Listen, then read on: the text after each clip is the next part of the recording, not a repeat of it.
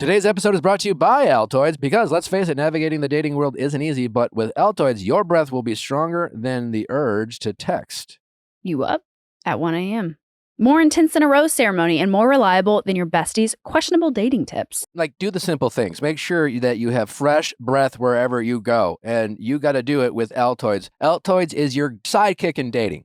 Do yourself a favor and make sure that you have fresh breath. There is no bigger turnoff than stale, stinky, rotten breath. It's also so easy because I feel like with gum, you always either, hey, I've like a wrapper you got to throw away, or you're like the gum gets nasty and you're like, where can I throw this gum away? With an Altoid, it's just so easy to throw in your bag, so easy to just dissolve in your mouth, chew it up, fresh breath immediately. Altoids is the strong, reliable, and intense boost of freshness that young professionals and single minglers need to be their authentic selves in daily life. When walking into a high-stakes moment, if you have Altoids, your breath is one less thing you have to think about.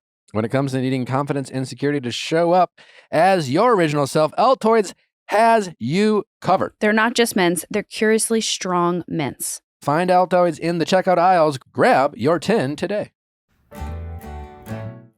There's a lot of decisions you have to make when you have a baby, and the one that I feel the most comfortable and safe making is using Huggies for our daughter, River. I always tell Nick that when River's crying, she's trying to tell us something, and that's the case with most babies. They express it through cries, and so we've turned to Huggies. The new Huggies Skin Essentials are here. A brand new dermatologist-approved line of diapers, wipes, and pull-ups training pants that are all designed with baby's sensitive skin in mind. Their wipes are so thick and pH balanced to help maintain healthy skin. Their wipes have zero harsh ingredients for a great, gentle clean. The Skin Essential Diapers features the Skin Protect Liner, which is what helps take care of the ick and stick that can cause rash.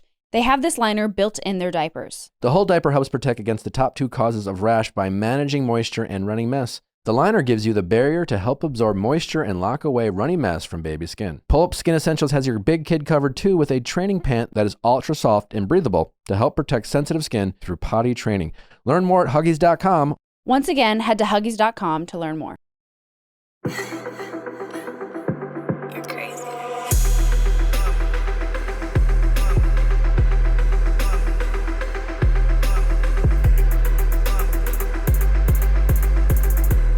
What's going on, everybody? Welcome back to another exciting episode of the Viall Files Ask Nick edition. I am your host, Nick, joined by the household. We got sweet boy Justin. We got Scooter, a.k.a. Leia, in the house. And we have a very, very, very exciting special guest for this intro of Ask Nick, the one and only Dr. Orna Guralnik from the hit series Couples Therapy on Showtime. It's such a fascinating show, and we are so excited to have Dr. Orna with us because obviously you guys know we talk so much about therapy, specifically couples therapy on this show. I'm always advocating it for all the people listening and calling in, and I thought it would be a great conversation to have with Dr. Orna.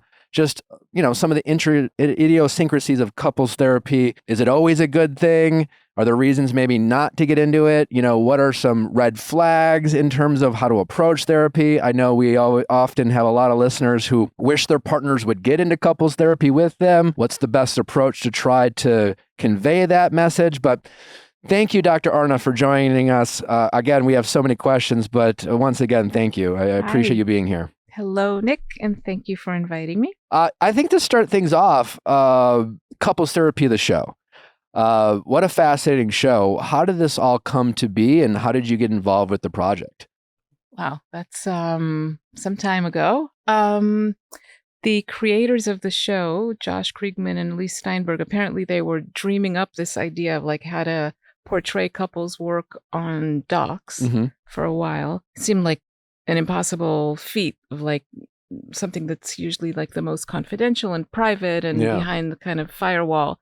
How would we ever be able to like get in there and portray something real? And they started interviewing. They put together this concept and figured out how to do it in a way that would be maybe less intrusive. And they started interviewing people. And I'm part of a psychoanalytic institute in New York, NYU postdoc.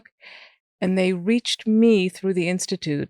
Somehow people sent them in my direction. I'm a teacher there, I'm a professor there. And I started talking to them, and I thought, you know, I have a long ago background in film. I studied film. And I thought, well, I'd be happy to consult to them. and basically make sure they don't like make another one of those shows that basically portrays therapists as like horrible people. Sure. Yeah. So I talked to them about that from the position of maybe consulting, but very soon into our conversations about it, we really hit it off. Like as people, they struck me as like having like a kind of radical concept if they can really pull it off, and something about it seemed quite exciting and not necessarily scary. And they gradually we really hit it off, and they convinced me to actually try to be the therapist myself, which originally seemed like a ludicrous idea. But I don't know, from one thing to the next, we sat down with like a test couple and cameras in the room, and it turned out that, okay, you can do it in front of cameras. It actually works. I can do my thing. I used to joke with them at the time that I feel like I'm like a baker, that, you give me some dough and butter and water and I can make bread. I just know how to do it. Doesn't matter if there's a camera there. Sure. And that's how it all started. That's fascinating. I am curious because I didn't even know a concept like this was possible, like you said, just Right. through the whole kind of confidentiality of therapy and obviously how is someone in your profession able to kind of circumvent the kind of HIPAA laws, I suppose, when it comes to having these, I guess, clients on the show? And then I guess the second part of that question is how did you guys go about maintaining the authenticity of these conversations? Because, once you put a camera on someone, they change their behavior. It can be, there's the risk of performative aspects or the draw and excitement of being on TV. So how did you guys kind of go about doing that? Yeah, these are two big questions. In terms of like the ethics of it, obviously there's a big question there, and I was very concerned about it. And whoever heard about this possible show was also very concerned. People warned me, you're going to ruin your career. It's like, generally our career is based on like very, very strict prohibitions around confidentiality. What patients say to me in my office is like, I would never talk to anyone about. But the way we addressed that was basically head on. It is not therapy. It's like therapy. Okay. And people that sign up to do the kind of work with me that we're doing, in advance, they give up any semblance of confidentiality. It's a different thing. Like the frame, the frame of the work is not based on confidentiality. There are other ways that the work is framed. There's like a huge amount of like respect for all the participants and a kind of commitment to their well-being and to preserving their dignity, which never wavers. But it's not about confidentiality. It's something else. Well, that makes sense. Yeah, I guess naming it and saying, hey, it might look like therapy. It might resemble it. They might even get the same benefits from it, but it's not, because so much of therapy is the privacy element of it. Well, Exactly. That makes a lot of sense. And then to your second question, in terms of like, how do things change when you put a camera in the room? I actually would be interested in hearing what you think about it. Like, in this context, like when you put a mic and a recording device, like how do things change? But I found surprising things. That's from the very first time we started experimenting with this. I found that things do change when you put like, a camera and a mic in front of people, but change not the way you'd expect. It's not like people get more performative in a certain way. Once they get through the hump of like just getting used to the situation, people in a bizarre way get more real. There's like a certain kind of demand that the camera puts in front of the person to show up in their most authentic self and to do the real work and not avoid things and not, beat around the bush, but like just show up because time is limited and the cameras are there and it's being documented. And are you going to do the work or not? And that's how I felt. And that's ultimately how the participants felt. Interesting. Do you find that here? It's here. It's a little different. My background, how I even got the show or how I ended up in LA is I ended up on reality TV. Interesting. So that's in itself almost like a very loose documentary, it's more entertainment than Mhm. than a No, kind of is. yeah, Yeah. it kind of is. Yeah. But entertainment. But you're taking, before I was on reality TV, had a sales job. I lived in the Midwest, and I was just your typical normal guy. And I've been around a lot of other people who've gone from just the normal aspect thrust into a camera, and it's kind of 50-50 in terms of people's ability to be their authentic self. People knew me on that show, for better or worse. They trusted I was my authentic self. At times that was for the worst or for the better. But did people say to you, for example, "Oh, you're so different on TV"? Or people who knew me? Yeah. Or do they say, "Oh, I recognize you. That's you"? Yeah, the people who knew me. Yeah. At times, yeah. Because there's also on our side of things can get edited. You're filming Right. for every say 40 hours they film, they're airing 90 minutes, right? see. So Yeah. there's storytelling and things like that. But just in terms of a lot of people I met there, or the people I got to know over time, I could tell some people were authentic and could be themselves, and some people edited themselves. see. They wanted to make sure they didn't say anything too confrontational, or they wanted to be liked. They went in hoping, people are going to watch this, and if nothing else, I hope people agree with me. You think about a couples therapy element, it could be considered adversarial even between the couples. Whose side do they agree with me? Do people see my side? And things like that. So it is kind of interesting to see how I think the subjects would interact. I think maybe it had to do also with the choice of couples. I think whoever was casting, they always chose couples that really wanted the work, that really needed that help. Makes a lot of sense. More than wanting to be liked. They wanted their relationship to get better. Were you involved in the casting process? No.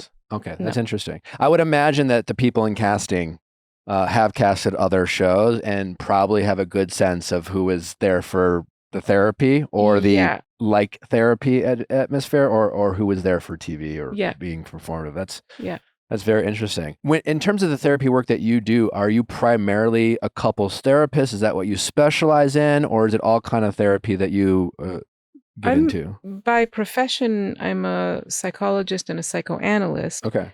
And at least half of my practice, it used to be more. It used to be like probably 2/3 of my practice was individual patients, and then 1/3 was couples. Now since I'm doing this show, I get a lot of requests to see couples, Sure. so probably it's half-half. Okay. In terms of couples therapy, would you say that couples therapy is always beneficial for a couple? And by beneficial, will it always allow them to get to a place that, whether that's staying together or separating, is there, maybe the better way of framing that question, is there ever a situation where couples therapy could be the wrong decision for a couple? It's a really good question. First of all, I don't think couples therapy is always the best thing. Okay.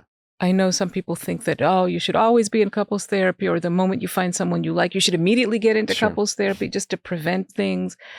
I think couples therapy is good. It works well within a certain kind of window. And the window is, I don't think there's much reason to get into couples therapy before problems start brewing. Mm-hmm.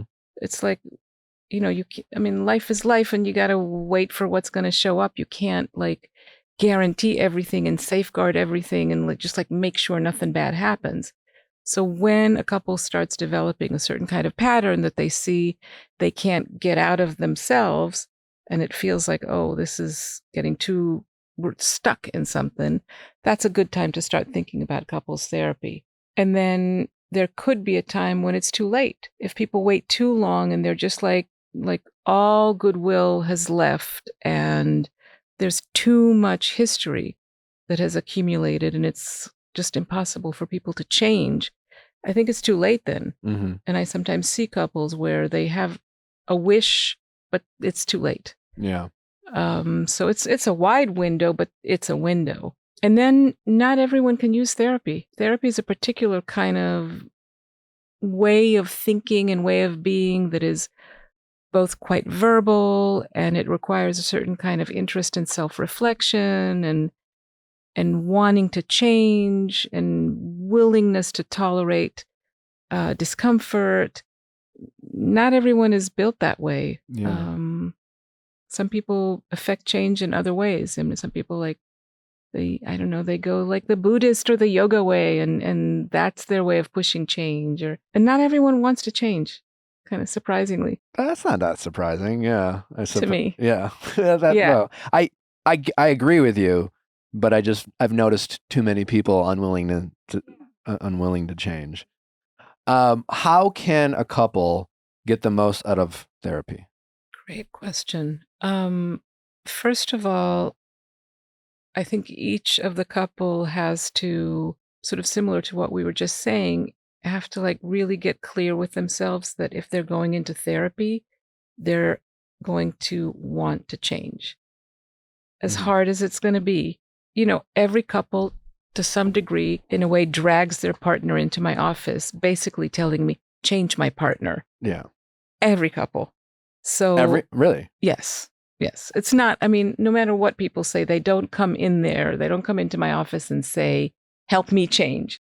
I mentioned before we started recording, Natalie, we haven't been in a while, but we've done couples therapy. And, the reason we got into it is like we felt a bit of a disconnect in terms of communication. And it was right after we got engaged. And there was a proactive element to it. I don't think we weren't like we weren't at the verge of breaking up. It was a very happy time. But I think, given elements of our relationship, we were, and because I advocated for it, it was like, let's see if we can get a benefit from it. So we both went in kind of like, how can we improve our communication? How can we become more connected as a couple? There wasn't a desire for us to necessarily change either of us as individuals. And that's how we approached it. But I don't know if we're maybe the average couple. Right. That might be, you might be more enlightened than the average couple, or maybe you've done enough work, each of you on your own, to know and that. We do individual. Yeah.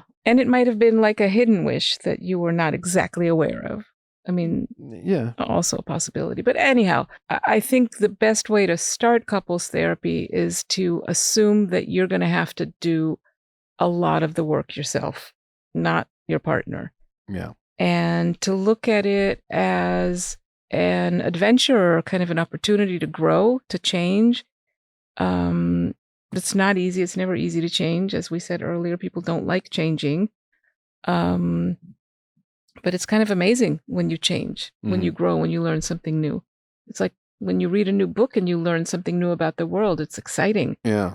So that's the approach. So for all the people who have called in or listened to this show, and again, it's a lot of women, and it's a lot, and they might call in a problem and there's a disconnect, and I'll always say, well, have you explored couples therapy? Are you into that? And 9 times out of 10, it's like, well, I would like to, but I asked my partner, and they're like, either it's anything from absolutely not to, maybe someday, but that someday never comes, and it's a lot of putting it off.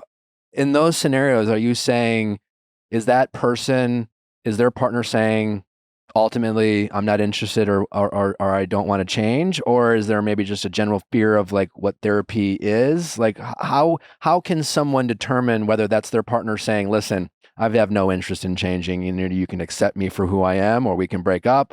Or is there something else where they just have to get over that hump or that fear of therapy? And how can someone determine the difference? Oh, so good questions. And yeah, I'm familiar with that.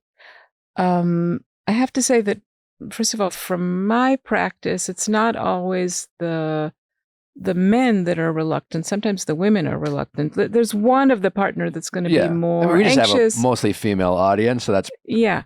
Yeah. So that's what you hear. Yeah, but it's, I mean, women can be quite defensive and anxious and not want to get into things too.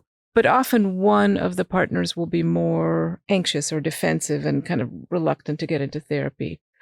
And, so to some degree, one is pulling the other to the therapist's office. And the task of the therapist then is to meet the two people where they are and make sure it's not that the therapy itself doesn't have that quality that like someone is being kind of, like in school, like forced to like show up to class and do homework, but that they feel like they're met and that the therapy is doing something for them too.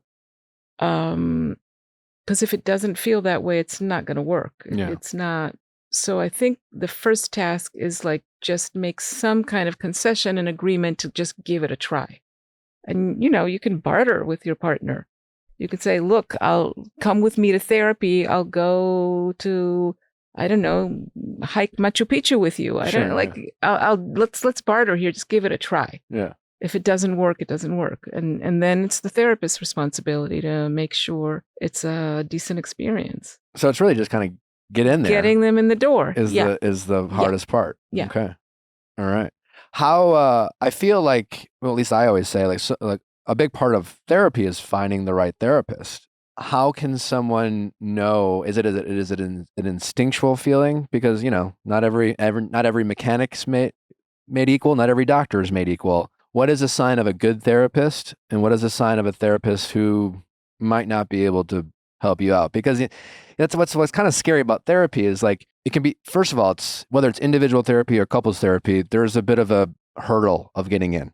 And like you said, getting in the door is a big part of the battle. But then it's just like, well, I want to find a good one, because if you find a bad one, then that might be the one time. It's like you go through all this effort to get your partner into couples therapy, and then you find a couples therapist, and it's that bad experience, and it bombs, and it's like never fucking again. Yeah, I'm never doing that again. So how can someone try to avoid that scenario? There are many ways. I have lots of thoughts in response to that. One is that it's not one size fits all. There are different types of therapists, different personalities, and not everyone fits everyone. It's like any human interaction. I mean, with some bosses you work better, with some teammates you work better, some partners you're better. You have to try it out and see if it's a good fit. Some therapists, like I come from like a psychoanalytic tradition, so I do work that is very, driven towards listening for unconscious features, and I go into like depth psychology and like looking into the past, and not everyone is into that. Some people prefer much more like behavioral, goal-oriented kind of work, and I would probably not be the right therapist for them. So you have to like, first of all, see that the modality of the therapist is the kind of modality that fits your way of thinking and approaching problems in the world. I think training is really important. I think looking at the therapist's training, like how much schooling have they had? It really matters. And then, does the therapist have like sensitivity to particular issues? I mean, do you want someone who's like more friendly towards queer issues, or sensitive to race issues or class issues? Or you have to think about a lot of different dimensions. Yeah. Do your homework. That's it. Very interesting. Yeah. And actually, let me say one more thing, and then sit with a therapist and see if you feel like you can have a genuine exchange. Yeah. If something's bothering you, can you say it? If the therapist says something that is troubling to you, can you say it to them, and how do they take it? Yeah. Because if you can't be honest. Right. Then you're not in the right place. What's the point? Yeah. I'm assuming you can pick up on that pretty quickly if people are honest. Yeah. Like how do you address that? If you get a couple and one person seems to be embracing it, and the other person is more resistant, how as a therapist do you try to navigate that? Well, that's actually a huge part of the whole training as a psychoanalyst, is like working with defenses. When people are not honest, I mean, unless they're like psychopathic, just regular not honest, they're defending against something, and they need those defenses. So you kind of sit by the defense, and you try to understand what is this person protecting, and respect the defense and work with it. I mean, that's part of what I like about the work. It's, you listen to the defense, and you find a way to learn about the person through their defense. Yeah. It's part of who the person is. Having done this for so long, I think there's I forget their names, but it's a very, I don't know if I think they're therapists or doctors or researchers, but it's an older couple who kind of famously did a study way back when. You might be familiar with the Gottmans? Yes. And I think, with like 98% or some high point of accuracy, they can observe a couple communicating and interacting and determine whether that relationship will last. Right. Do you subscribe to their To the Gottman, I haven't studied their method, but I read their work, and I think they've done like great work. I mean, their main, they talk about the four horsemen. Yeah. I think the main thing that they've contributed to the field is they put like a huge emphasis on the destructiveness of contempt. Yeah. The eye rolling. All the ways that we know how to express contempt, like the passive aggressive and aggressive ways. But it's been a real contribution, like highlighting how destructive that is. But I guess to that end, the reason I wanted to bring it up is you must, having experienced so many couples, you must be able to have a pretty quick opinion about a couple's potential. Is that accurate, or do you try to reserve judgment? It's more complicated than that. I'm by nature, I'm kind of an idealist and a romantic, and I see possibilities where other people might not. Now, sometimes it's kind of ridiculous, but that is my general inclination. Is a couple walks in, and I'm usually kind of infatuated with their couplehood, and I see the potential there, and I know what they need. If just this, if just that, I can see where they can go. And I work with that. And I mean, sometimes they don't follow along with my vision for them, but it's rare that a couple comes in and I'm like, oh, forget it. These guys are toast. The only time I feel that way is when there's indeed so much contempt and mutual abuse in the room that I see if they're interested in getting out of that addictive cycle, but if they're not desperate to get out of the temptation of mutual abuse, then forget it. So it sounds like it really comes down to the desire to change. If you have the true desire, you can go very far. You can go very far. Very far. Yeah, that's interesting. We talk a lot about infidelity on this show. We deal with a lot of stories about infidelity. It's obviously a very triggering topic, especially for to some. And what's her name? Esther Perel. Thank you. Esther Perel has a very interesting TED Talk about infidelity and obviously you're very familiar with what she's talked about. And yeah, I love her work. It's really fascinating, just the misconceptions, I guess, of infidelity, and the biggest one is a couple's ability to overcome it. And then, the fears and things that go into it. But how do you deal with infidelity? What are some, for couples who are maybe facing it right now, who are listening, what advice would you give to someone who maybe recently discovered their partner has been unfaithful?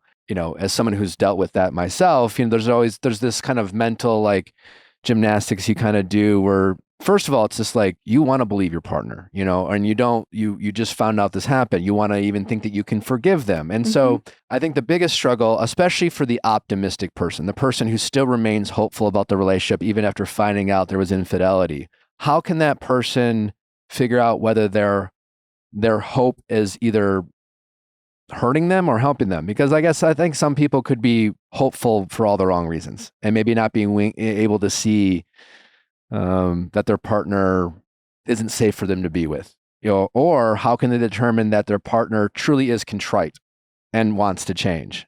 Or do you have any strong views or opinions on infidelity in general? Yeah, we have to pull back. Yeah, I'm asking too many questions. It's a very, very big topic. Yeah. Right. That in a way touches on everything.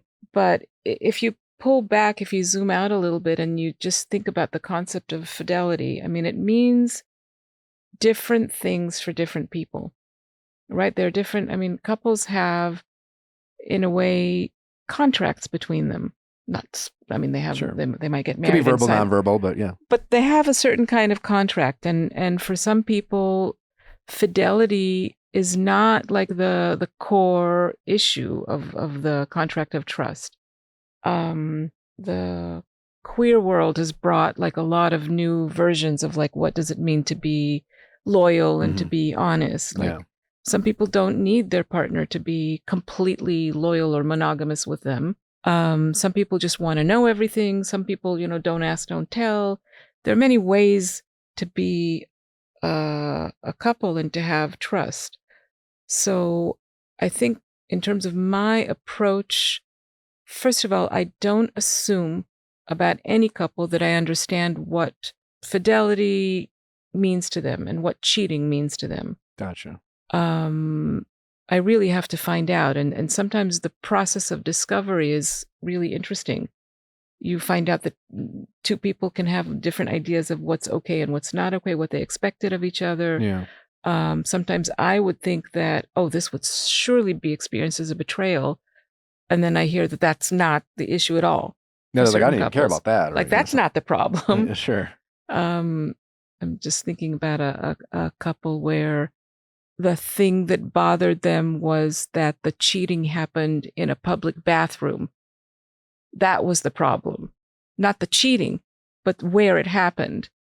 It's like, you never know, like, what matters to people. I mean, I guess my first thought, and you're the expert, but my first thought was, is that true? Like, did you believe that person? I did believe that person. I learned something about this couple that was like really interesting. And why the bathroom? Because it was a the backdrop was kind of low life. It's not classy. So it was almost okay. Because so they had expectations of how their partner should carry themselves. Mm-hmm. And Rather that's the thing that mattered, not like fidelity. Like, come on, sex is the good. embarrassment to the other partner was how they conduct. It's just I'm just giving this as an that's example fascinating, of like, you don't know what the meaning is to people. You have to really ask a lot of questions, and then you don't know. So where is the problem with cheating is betrayal of trust, Mhm. right?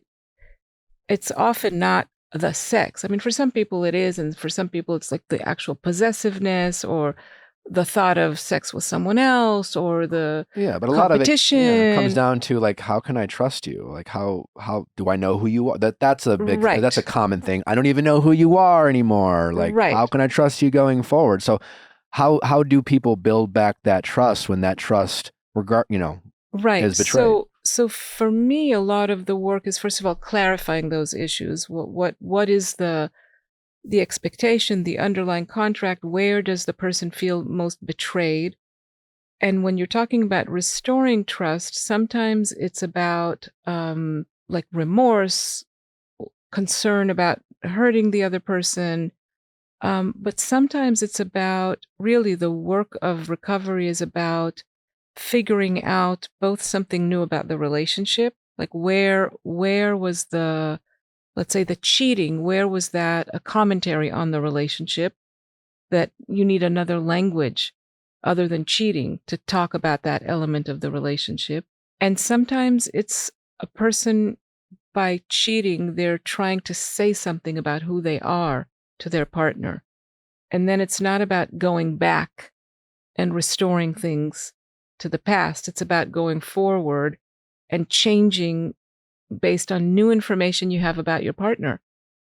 It's like, you're not going to change your partner. You're going to learn something new about them. And what does that mean now? Now that you know this about your partner, who are the two of you and what kind of relationship do you want to have? It was actually, there was a really, really interesting example of that in the third season of our show with Brock and Christy, where Christy had like a one-time one-night stand with someone, and they worked for years to process the meaning of that event between them. And Brock really had this like fantasy that they could go back to before, and Christy was like, no, we're not going back to before. This was me. Yeah. And you need to understand something about me. Yeah, I've familiar with people in couples therapy, dealing with infidelity. I've heard there's a lot of like reference to like that was person A and this is now person B. And that's like, how people talk about it. Well, that's certain I've talked to people in couples therapy where it's just, you're right. It's for the people who have been able to work through it. Yeah. There's almost like a memorial of the relationship they had when infidelity was going on is over. Yes. It doesn't exist anymore. Yeah. And so it's not maintaining the same relationship. To your point, it's starting new, and it's not new, but growing, changing. There's and like, I'm just kind of Yeah. figurative speaking. There's obviously, Yeah. You don't want to be too literal. You don't want to you can't throw it all. You don't want to throw out all your old memories of, there was probably some great times in there too, but you almost have to see them as a new partner, in a Yeah. way, because if you want to just go back to what you had, and I have found that people say that, but they don't really mean it, because to go back to what you had would be to go back to the person who cheated on you. You go back and Right. you would have to go back to whatever disconnect the relationship had that played a role into the infidelity. Right. But it's kind of It made me think suddenly, I mean, I don't know if this is if it totally works one-to-one, but it makes me think of as a parent, the first time your kid lies to you. I don't know, they do something with their friends and they don't tell you, or they steal money from you, or there are these rites of passage that kids put their parents through, and they're telling you, I'm someone new. I'm not this kid that was before. Look at me. I'm not, you don't know everything about me. Yeah. And you have to accept that your kid is not just this thing you had in your mind. They're showing you that they're more. Yeah. Yeah. That's really interesting. It's an important rite of passage in a way of parenting. Yeah. Painful. True. Yeah. And so can relationships be. Yeah. But accepting, we all just want to be accepted. Yeah. Yeah. And known. Yeah. We often go into relationships showing our best self, afraid of being judged, afraid, and that can be scary to eventually allow yourself to be comfortable enough to demonstrate the cracks in the armor and things like that. It's so fascinating. I know on this season you have a throuple. Mm-hmm. How does that work in couples therapy? How do you, when you're now dealing with a third element? And I guess I'd love to hear about that, but also, you seem really open kind of in terms of all types of relationships. Is that something that could be for anyone? How does that work? And how do you avoid all the potential pitfalls that can come from a throuple? And I guess, are some people made for that type of relationship where they need multiple partners in order to be how does it even start? Because usually the thought is it's around sexual. It's a sex thing, but I feel like that's a misconception. I think that's a misconception.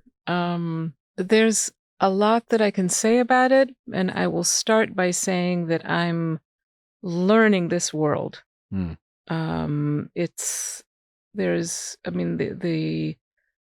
permutations on the kinds of relationships that people are having nowadays are new, and they're ever evolving, like the business of monogamy, non-monogamy, thruples, or actually the group that you're talking about on the show, they're not a thruple, they're a polycule. Polyamorous. I guess poly what? They're a polycule.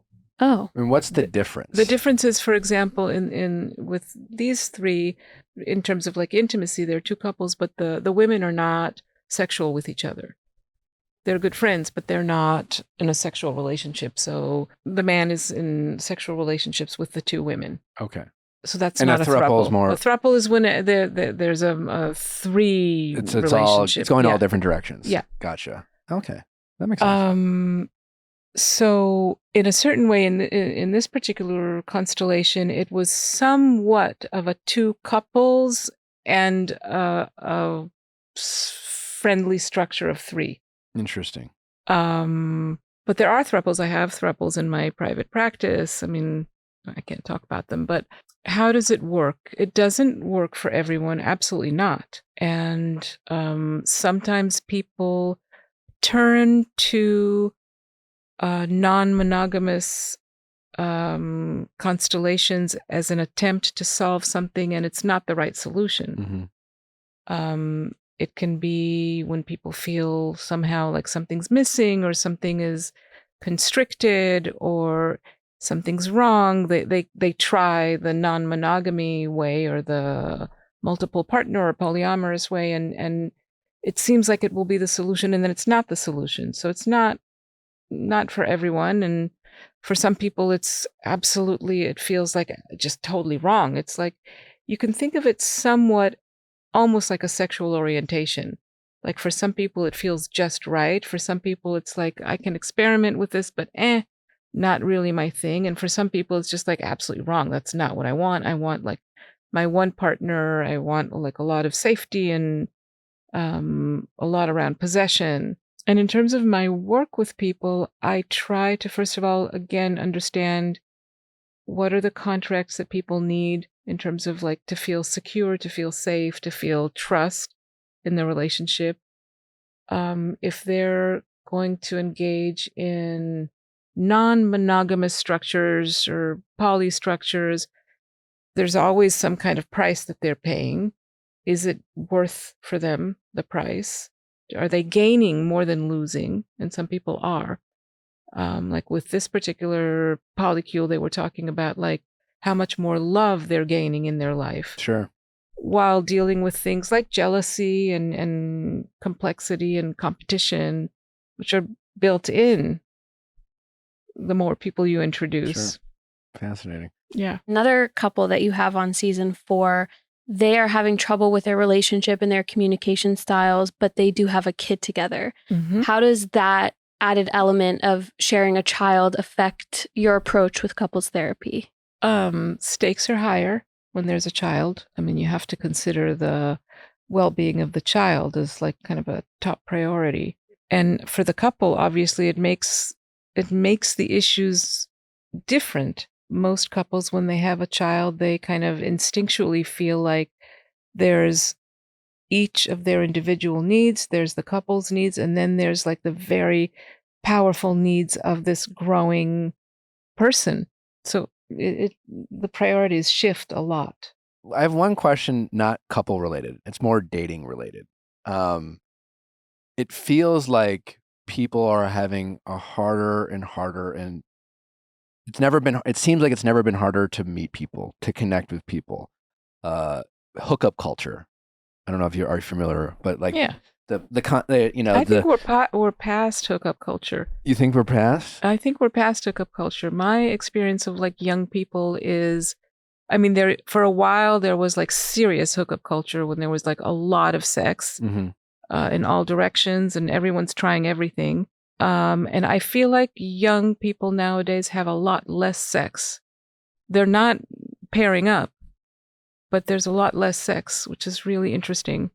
And what's stopping them from pairing up? For all the people who still have the desire to meet someone, to have a family, or just to have companionship, what do you think is the number one thing, or the things that are stopping people from finding that? Because it seems like out there's always a lot of reasons why they're finding the wrong people. There doesn't seem to be a lot of self-reflection. It always seems to be a lot of like, well, there's terrible options. Everyone thinks there's just terrible options out there. And it's just like, well, Yeah. How do you see dating culture, and what could anyone listening who's single, who has the desire to meet someone, what are some things or advice you could offer them to maybe change a behavior or two that could maybe open up some more doors for them? I generally think this is just my own very subjective impression, like based on my practice, also on having like my oldest kid is like 24, so I very close to her friends and the way they think about things.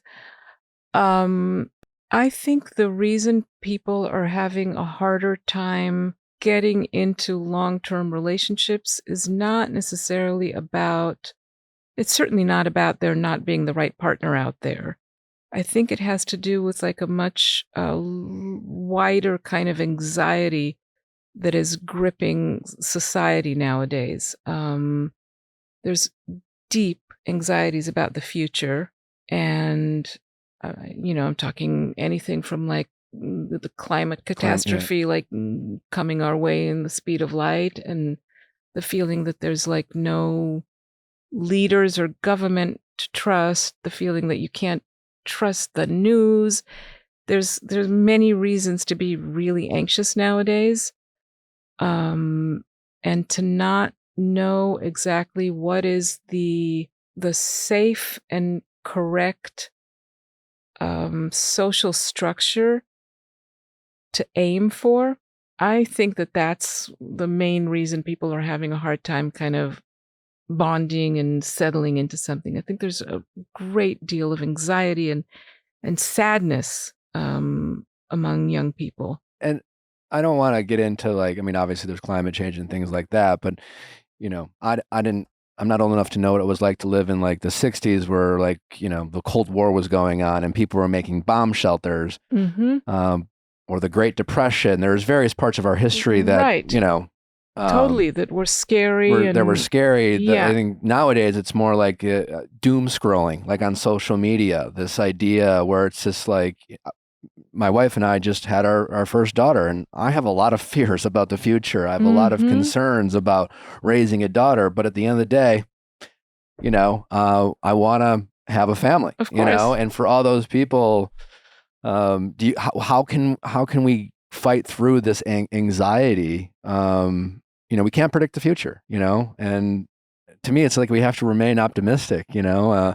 I hope that we figure out our climate problems, and I hope we figure out our leadership problems. And I don't know if we will, but Right. how do you know, living in fear doesn't seem to be an option I want to, you know, I subscribe agree. I agree, but I think that is the context in Sure. which it's hard for people to feel. You need a certain kind of courage and bravery to get intimate with another person. Yeah. Right? And when you're very anxious about so many different things, it's hard to do that. Yeah. But if I had to somehow put it in the form of advice, which is hard to do, Sure. I'd say lean into courage, like be willing to take the risk of being intimate, of getting to know another person and putting a little more faith in what could possibly happen between you and the other person. Yeah. Not live defensively, but live with a certain degree of courage, which is hard to do nowadays. It is. Yeah, it's just interesting. You know, I mean, I literally just got married and I just had a baby, so like I'm feeling very optimistic about life. But I will say, like, I guess even for the people listening, you know, for all the fears I do have, there's this constant feeling of gratitude of like, when I have faced the fears of like, well, at least I have my partner, my family to face the fears. Yeah. 'Cause it's even scary facing it alone, you know? Yeah. And so the greatest gift I've received so far in my brief marriage, but I've been in a relationship for a while, is just like, we have each other, you know, Yeah, and if nothing else, I like that. you That's know, great. and we've had our problem, you know, we have, you know, Everyone has everyone problems. has their problems. You know? Yeah. It's, I always, I say that because like, you know, I don't want to always give the picture of like, you know, it's easy to talk about the good times. But Yeah. I like that message as a note. a note, yeah. I feel like we could talk forever. Yeah. I know we have to go, but congratulations on this very fascinating and exciting show. Season 4, is it out yet? Season 4 is premiering what will be this coming Friday, May 31st. And May it's available 31st. on Paramount as well? Yeah, Paramount Plus with Showtime plan. Okay. Well, be sure to check it out. I know everyone who listens to this show will be, if you haven't seen Couples Therapy already, I promise you, if you're interested in this show, you're interested in Couples Therapy. So be sure to check it out. It's an excellent show. You can learn a lot about relationships, therapy in general, and also just be entertained. So thank you so much for your time. Thank you. Really appreciate Nick, it. Do you have like a social media? Do you want to plug anything before you go other than the show itself? Just the show. Let's Watch the show. just say that the next season is going to be a real treat. Okay. All right. Real Well, we treat. look forward to Yeah. seeing it. And thank you so much for your Okay, time. Thank you, Nick. Before we get to our callers, just once again, don't forget to send in your questions at asknick@theviallfiles.com for all things Ask Nick. And it's time to get to our callers. Question time with Nick. Let's ask Nick your sexy questions. How's it going? Good. Hi, Nick. My name is Lauren. I'm 39 years old, and my husband and I disagree on choosing the sex of our next embryo transfer. Okay. Can you explain what that means to me? Yes, I can. Okay, so my husband and I, we went through IVF. Okay. And we ended up with 4 genetically normal embryos. And when you get your embryos genetically tested, you can find out the sex of the embryos. So with our 4 embryos, we ended up with 3 female and 1 male. And just to kind of give you a sense of where we're at right now, we decided we want to have definitely 1 kid together, no more than 2 kids together. And we do have a daughter right now through IVF. So we transferred an embryo and miscarried it, and that was a female. And then we transferred another female, and that's my daughter. And now we're left with one female and one male embryo. Okay. And who wants what? So initially, we definitely agreed that having a girl first was something we both wanted. And then it was kind of, I guess, assumed like, we'll have the boy next. And then now that we're starting to actually talk about doing this next transfer, because it's going to happen in the next probably 3 months or so, my husband still really wants that boy. And I am starting to waver a bit. And what I actually want is to have it be a surprise where the clinic picks for us and doesn't tell us. They just put an embryo in, and then we get to actually find out sort of the old-fashioned way, like a couple who conceives normally. So I want the surprise. He wants the boy. Interesting. Would it help if I gave a little backstory on my husband's history and why he wants the boy so much? You're welcome to, sure. I don't know if he knew, I don't know if an explanation or a justification is needed. Okay. But I mean, I'm curious. I mean, I will say, like, it's funny, like everyone knows we have a daughter, right? Right. And since we've had a daughter, I grew up my whole life, I've always wanted to be a dad. And my whole life, I imagined having a son. I didn't spend a lot of time imagining having a daughter. Just is what it is, playing Right. sports and things like that. It's what I envisioned. Right. And obviously when we got pregnant, or Natalie got pregnant rather, and we did the sex reveal, obviously I just wanted a healthy baby, but there was a part of me that was just like, I wanted a boy so much that I've always been convinced I'll only have girls, Now that I have Right. River, I couldn't imagine River being anything but who she is, it's like I remember we had River, and I just said to Natalie, it's just like, I know I wanted a boy so bad, but I'm just so happy we have her, Right. like Well- I get it as someone like who wants a boy, Well, my husband actually has boys. So he was married before. Okay. And he has children from his previous marriage. Interesting. He Okay. didn't get to raise his children the way he would have liked, given his really demanding career. Plus, he had his children young with his ex. And he also was pretty much undermined by his ex as a parent, as a father, like because his career is so demanding. He's in the military, so he would get deployed.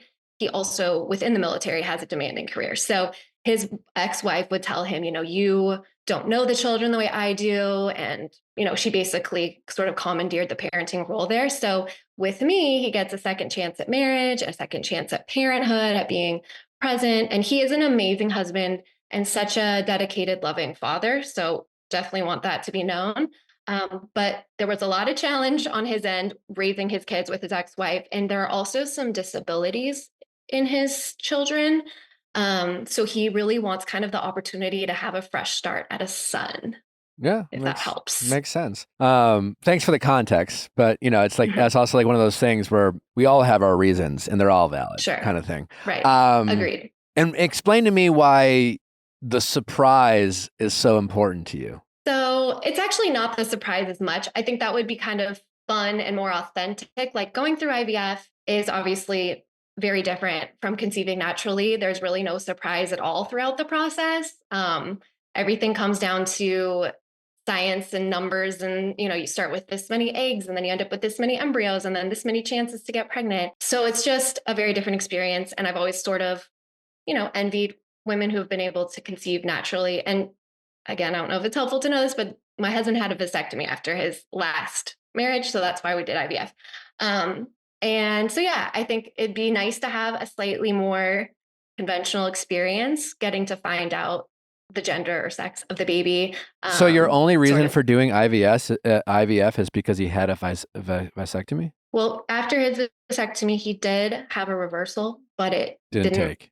work the way Right. we'd hoped. And so IVF Right, was okay, really our only okay. option if we wanted to. Well, that's sort helpful of- because I'm sure a lot of people, Yeah. including myself, were like, well, if you want to do it the old-fashioned way, just reverse that shit. And Yeah, not always. Okay. It doesn't always work that way. okay, good to No. know. Good to know. And then but mostly what I want to say is that I feel a lot of pressure because of how badly he wants this boy. And I already feel pressure having done IVF and going through that process, like, you know, knowing how much money and time and effort and physical sacrifice goes into that process, now knowing he wants that boy so badly, it makes it more stressful to me in a way. And so for it to be a surprise would take that pressure off. I also love raising my daughter so much that I am kind of like, well, I kind of think I would actually, if I had to pick the girl, but I'd rather just not pick at all.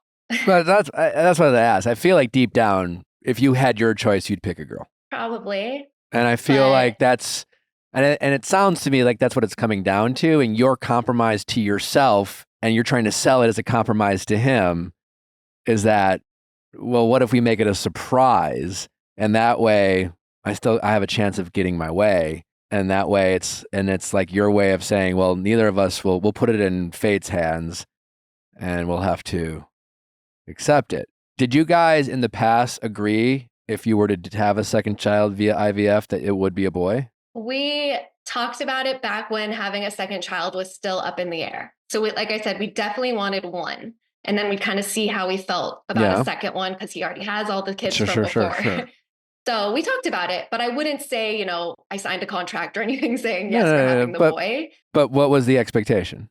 In my eyes, the expectation was that we would probably do the boy, but that we hadn't like finalized our decision. Sure. You know, it's tough. I'm trying to, I feel like I feel like I almost have to recuse myself because of my bias. It's one of those things like the little bit I know about IVF or just like conceiving in general is that stress is something you absolutely want to avoid, right? Definitely. Yes. I hate that this is something that's causing both of you stress. Right. But it's hard for me to try to figure out a way for you to convince your husband to want a son less than he already does. Right. I don't think I'm going to be able to do that. And he might concede. He very much might concede, you know, but it's not going to change how he feels deep down. Then if you know, I don't want I don't want there to be resentment or, you know, I guess it's like how against having a boy are you? You know?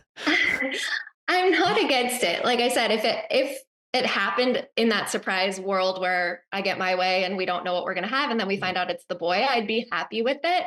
I think, again, it comes down to just feeling all this pressure, knowing how badly my husband wants it. It makes me anxious. And like you said, stress and IVF, stress and pregnancy in general don't mix well. Just a question though, but why I just want to make, I've clearly, it goes without saying, don't know what it's like to be in your shoes and to be a mom and to have to go through pregnancy. So I just want to acknowledge that. But why, just as a general question that not necessarily related to conceiving, but why is your husband wanting something so badly and you having the ability to make that happen pressure?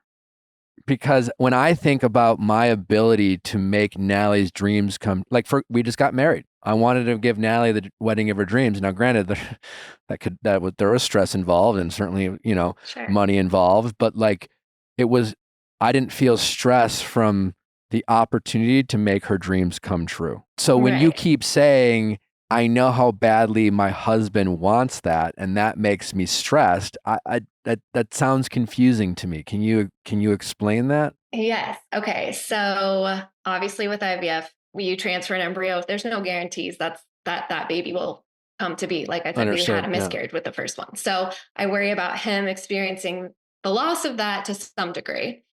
We also, I don't know how much in the weeds you want me to go, but we also both have personal sort of experience and I would say trauma with having disabled males in our family. Okay. His sons, plural from before, have some disabilities, and my brother has a disability. And my dad had a really hard time accepting that. Yeah. You know, having now a son with a disability. Is that a coincidence or is this genetics? Is you guys having a daughter reduce the chances of your child? No, you're shaking your head. No. No. Okay. No. So no. I mean, and our embryos have tested normal, which means they are most likely going to be born healthy, typical babies, but certain things can't be tested for the record. But But I think it's the boy factor. Like, I saw how much my dad struggled to have a son that didn't fulfill his dreams of what a son should be. And I know my husband has experienced that now. And then here comes this boy who's like, everybody's really counting on him to like Well, have be you? the normal. That's fair. Have you had had Yeah. conversations with your husband about that? Because regardless of if they're born without a disability, Mhm. you two still run the risk of over-parenting and applying way too much pressure on this boy than this Right. child deserves. And Agreed. that's a conversation that you and your husband need to acknowledge and have. We have talked about it a bit at first. So we both have therapists that we speak to separately. And his first response when I said that, what I just explained about the pressure on this boy and how I'm worried about it, he said, well, you need to talk to your therapist about that. And I said, well, thank you. I already have. Okay. But that's a big, it's a fair point though, in the sense that your fears doesn't I understand your fears. They're valid. They make sense. Mhm. But like, as much as, again, I've acknowledging that I've always wanted to have a son, but I'd like to think that Right. at the end of the day, what I want to be is just a good parent to my children, regardless Yeah. of if they're a boy or a girl, regardless of the fact that your husband has had two boys with disabilities. Don't doubt your husband's ability to see the bigger picture, and you've already acknowledged how good of a father he is. And so it's not Mhm. necessarily fair for you to assume he's going to be a certain way just because he wants to have a son. No, and I said to him, I know he's not going to, I think my dad really mishandled the situation with my brother, but I know my husband has shown that he's a much more, loving, accepting father to his kids. So that's very true. I think I just, and the anticipation of raising this boy and having him need to fulfill this sort of void is what freaks me out, and that I don't want that overparenting, and I don't want to feel like my husband is, trying to make this boy into exactly what he missed out on, if that makes sense. I guess. No, it makes sense, but that doesn't mean it's going to happen. Right. And your husband, I don't. Do you, for example, I grew up in athletics, and the possibility of being a father to a son, I always envisioned teaching him how to play sports. Now that I have Mhm. River, I don't know what she's going to be interested in. I was interested in a lot of things. I was interested in art. I was interested in fashion. I was interested in sports. But sports as a kid is something that was a big deal to me. And at the end of the day, and I've felt this long before I was ever a dad, and I feel it now that I am a dad. I don't care what River does. I really don't. I don't care if she plays sports. I don't care if she plays the flute.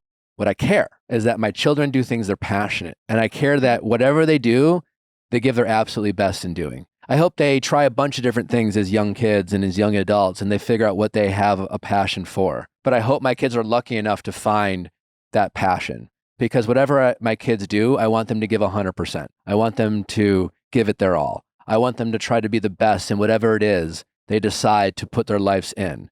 And I don't know what it's going to be. And certainly, as River gets older, or if I'm lucky enough to have a son, that I might get a bunch of basketballs and balls and sports, and I might, be like, hey, are you guys interested in this? But like, I don't know, they might not be, and I'll accept that. But what matters to me is that I teach my kids passion and dedication and work ethic and things like that. And I feel like those are all valuable lessons, and do you think your husband is more aligned with that mentality rather than your husband? Because it's not. I mean, I know, shit, man, like Natalie has a family member that literally said, we're having a boy first. And it wasn't because they went and did IVF or anything like that. He just thought he could just speak it into existence. Like, I mean, if you knew this guy, you wouldn't be shocked that he said this. But, and it's not an immediate relative, but he has a very ignorant mentality on conceiving.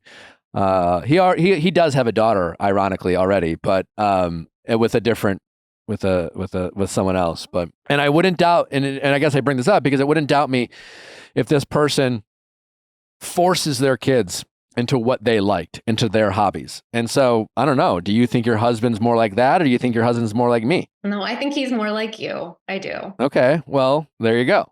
So the more I'm talking to you, the more I'm sensing that your fears are more just internal, and that's something that, and maybe a projection of your own childhood with your father rather than, and I would hate for you to not be able to fulfill your husband's dreams because of things that you experienced as a young child from your father. Right. No, that makes sense. I think part of the other side of the struggle for me is I feel like I've made a ton of sacrifices in this marriage, just having to deal with an ex-wife that's very, very difficult. Sure. And But then you knew having to become, you knew you had an ex-wife going into that relationship. of course, no, I did. I didn't have a clue what I was getting into, but I did know he had an ex-wife. Understood. Yeah. And then I didn't know what it would be like to be a stepmom to 3 children that we do have, 50-50 custody. So I feel like I've stepped up to the plate in a lot of ways for him. And in some ways, him really pushing this, I feel like, you have since he has a daughter too already from before. So I'm like, it's one more thing I'm gonna have to sacrifice, if that makes sense. Like, Do you think, what sacrifices do you feel like your husband's made? I mean, he's just a wonderful husband, and he does a lot to, try to meet my needs and take care of me. I don't know if that counts as a sacrifice, but I don't Sure. have any baggage, so to speak. I've never been married. I don't have children from before. My family has welcomed him into the fold wholeheartedly. I feel like, But you don't think you don't think your husband on a consistent basis making you feel like you're his top priority, and on a consistent basis his willingness to go out of his way to be a great husband and a father isn't a sacrifice? No, I mean, it's something I absolutely appreciate. I guess I haven't thought of it as a sacrifice. Well, Maybe I I should. listen, I get a lot of fulfillment out of being a husband now and a father, so I don't want to sound like a martyr, but every day there are things that I have to step up and do that I guess if I had no other responsibility, I might be playing a lot more video games, or there's other things I might be doing, you know what I'm saying? Like, Right. and that is a sacrifice, No, you're right. You're right. And I mean, I would like to think that as a wife, I've also, I'm sure you have. fulfilled his needs too, I'm not doubting it. Yeah. But like Yeah. I guess I just don't, obviously it's a sacrifice to get pregnant, and it's your body, but like you deciding to marry a man with an ex-wife and kids, and the fact that you didn't have an ex-husband or kids, I don't think you get to keep bringing that up throughout the relationship as something that he from time to time has to do something that you don't have to do, because it's like, what is he supposed to do with that? No, I know. And yeah, I try not to bring it up. I try not to hang it over his head. Obviously, like this is his life, and I chose to be a part of it. Like you said, I knew I was marrying a man with an ex-wife and kids. And so I try not to. It's like, for example, like Natalie. It's hard for me to forget. Yeah, I'm sure it's Natalie. It's well, not comparing, but like, for example, it's impossible for Natalie to forget that I was engaged multiple times. Hell, it's well documented on television. I don't think she's in love with that idea. There are things that I have to accept about Natalie's past. There are things that we both had to accept things about each other, and I just don't think it would be fair for either of us to bring it up as something where it's just like, I'm just tired of having to accept the fact that like I chose to get married to a man who's been, now they'd be like, I've never been engaged. You've been engaged fucking 3 times, before you get engaged to me. I never imagined for myself, and again, I'm not comparing, because obviously a crazy ex-wife, I'm sure, is a giant pain in your fucking ass, and I totally believe that you had no idea what you're signing up for, but it was still your choice. Right. And I don't know if you get to use that as some sort of trump card in these types of situations. Right. I don't want to be manipulative. I really don't. Because to him, I can assure you, it will feel like you are punishing him for something he probably feels very punished for already. He probably feels very punished by his ex-wife more than you can imagine.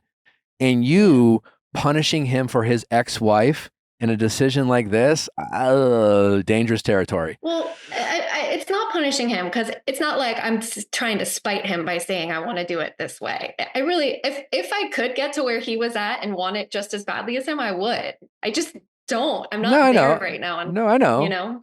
Yeah, I don't really have an answer for I can't tell you how to feel. I'm just want to point out things I'm hearing from you about why you might feel the way you do.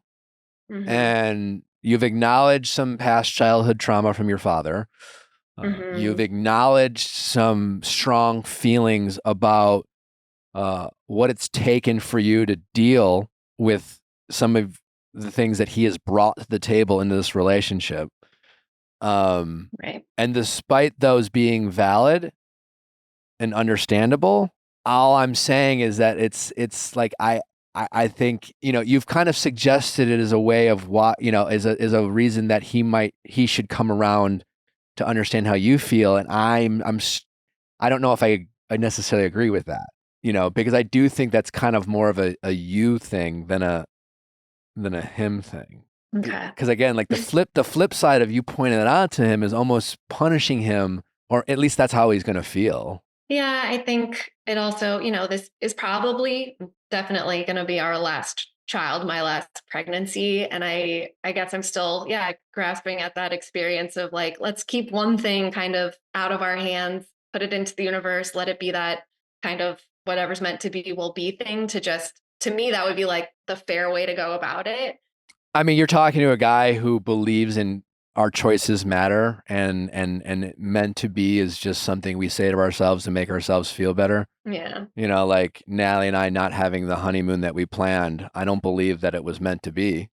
I do believe that we rose to the occasion and we used that very like frustrating situation to come together as a couple and connect as husband and wife and be there for our daughter. And I think we made the absolute most of a shitty situation. And that's just me. I don't believe that somehow the universe made this happen and it was supposed to happen. No, I think that we were so busy with worrying about everything else that we didn't take the time to check our passports. And that was a decision we made, and we had to face the consequences of those decisions.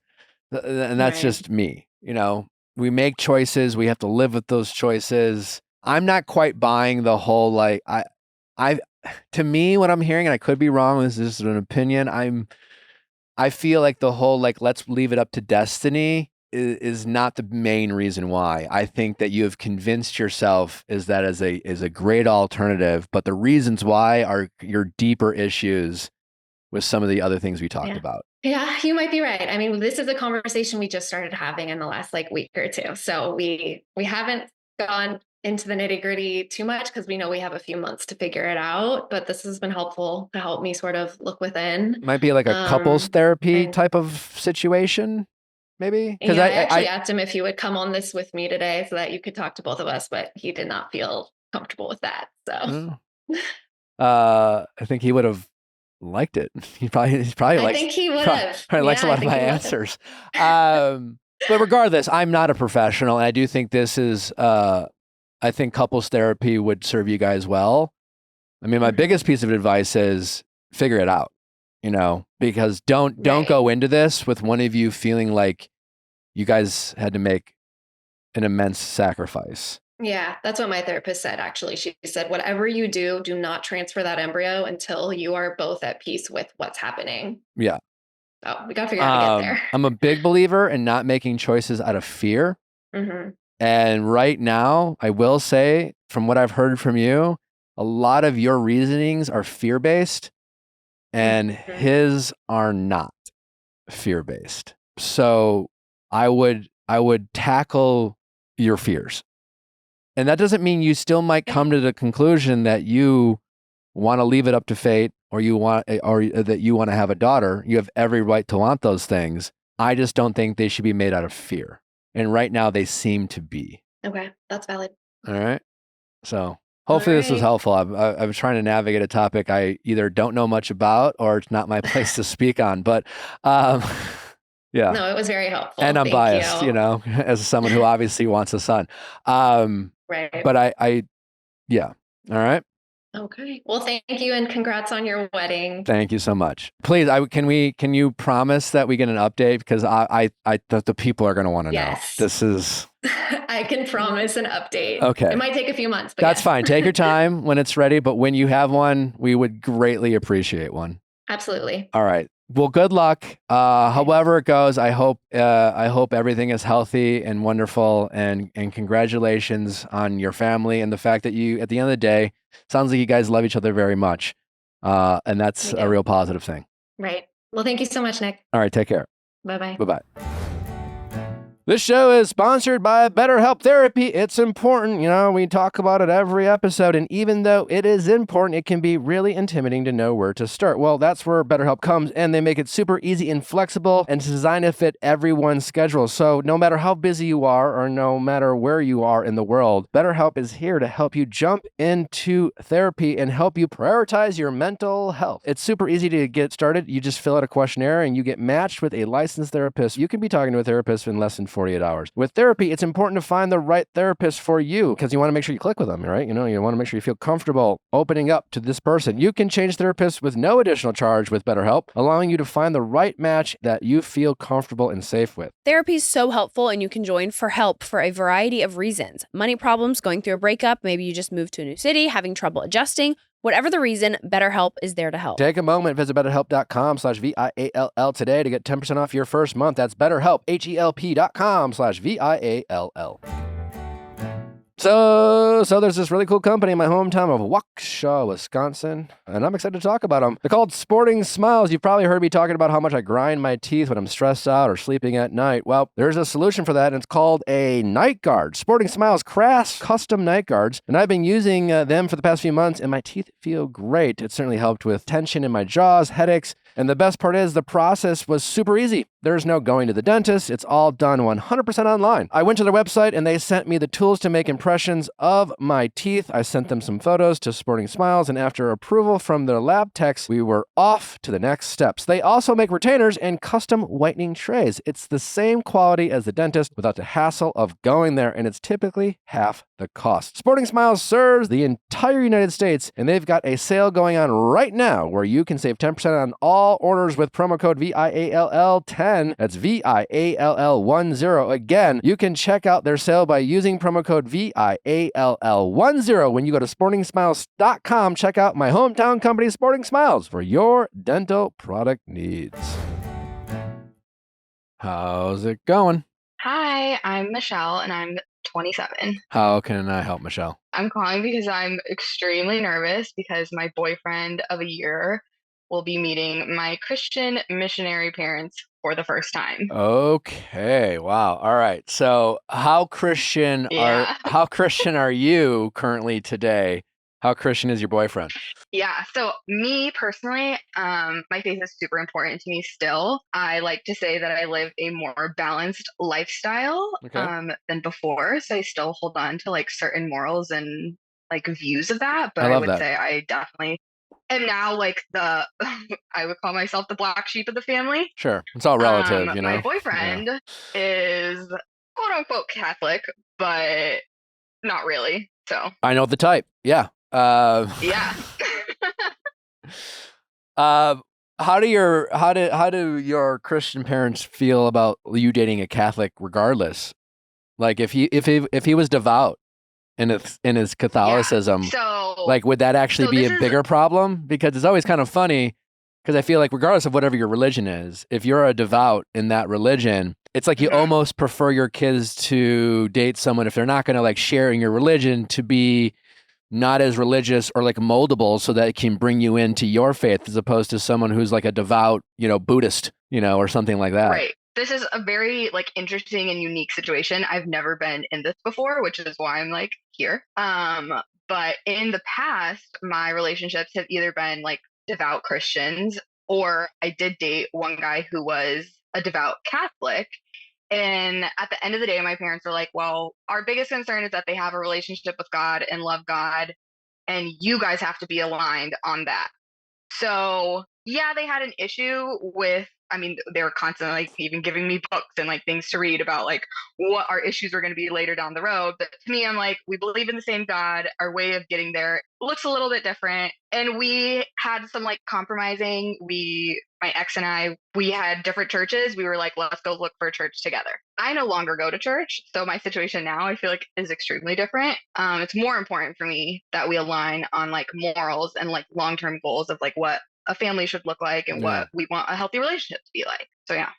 Absolutely. So what is your biggest concern when it comes to introducing your boyfriend to your parents? Well, there's a couple different concerns. The first is my parents have been always very involved in all of my relationships in the past, like from the beginning, even from like, oh, they knew I was talking to someone or whatever. This situation, we've been dating for a year and they've literally never even talked on the phone with him. No FaceTime, no nothing. So that in itself is like a little unique for me because I'm like, okay, how does this meeting go? Also, my parents are still currently missionaries, so they live in a different country, which will either require them coming to visit me or us going to visit them. So there's no like casual introduction to this. And then the other side of it is my boyfriend he's told me multiple times, he's never met or even been around people like my parents before. Okay. How old are you again? 27? So 27. Okay. Yeah. How old is he? He's 30. And when he says he's never been around people like this, does it mean people like this devout in their faith? Yes, like this devout in their faith. Yes. And of course, like my parents, because of them being devout in their faith, have very specific like beliefs and things that they do and 100%. don't do. And that's like completely taboo to him.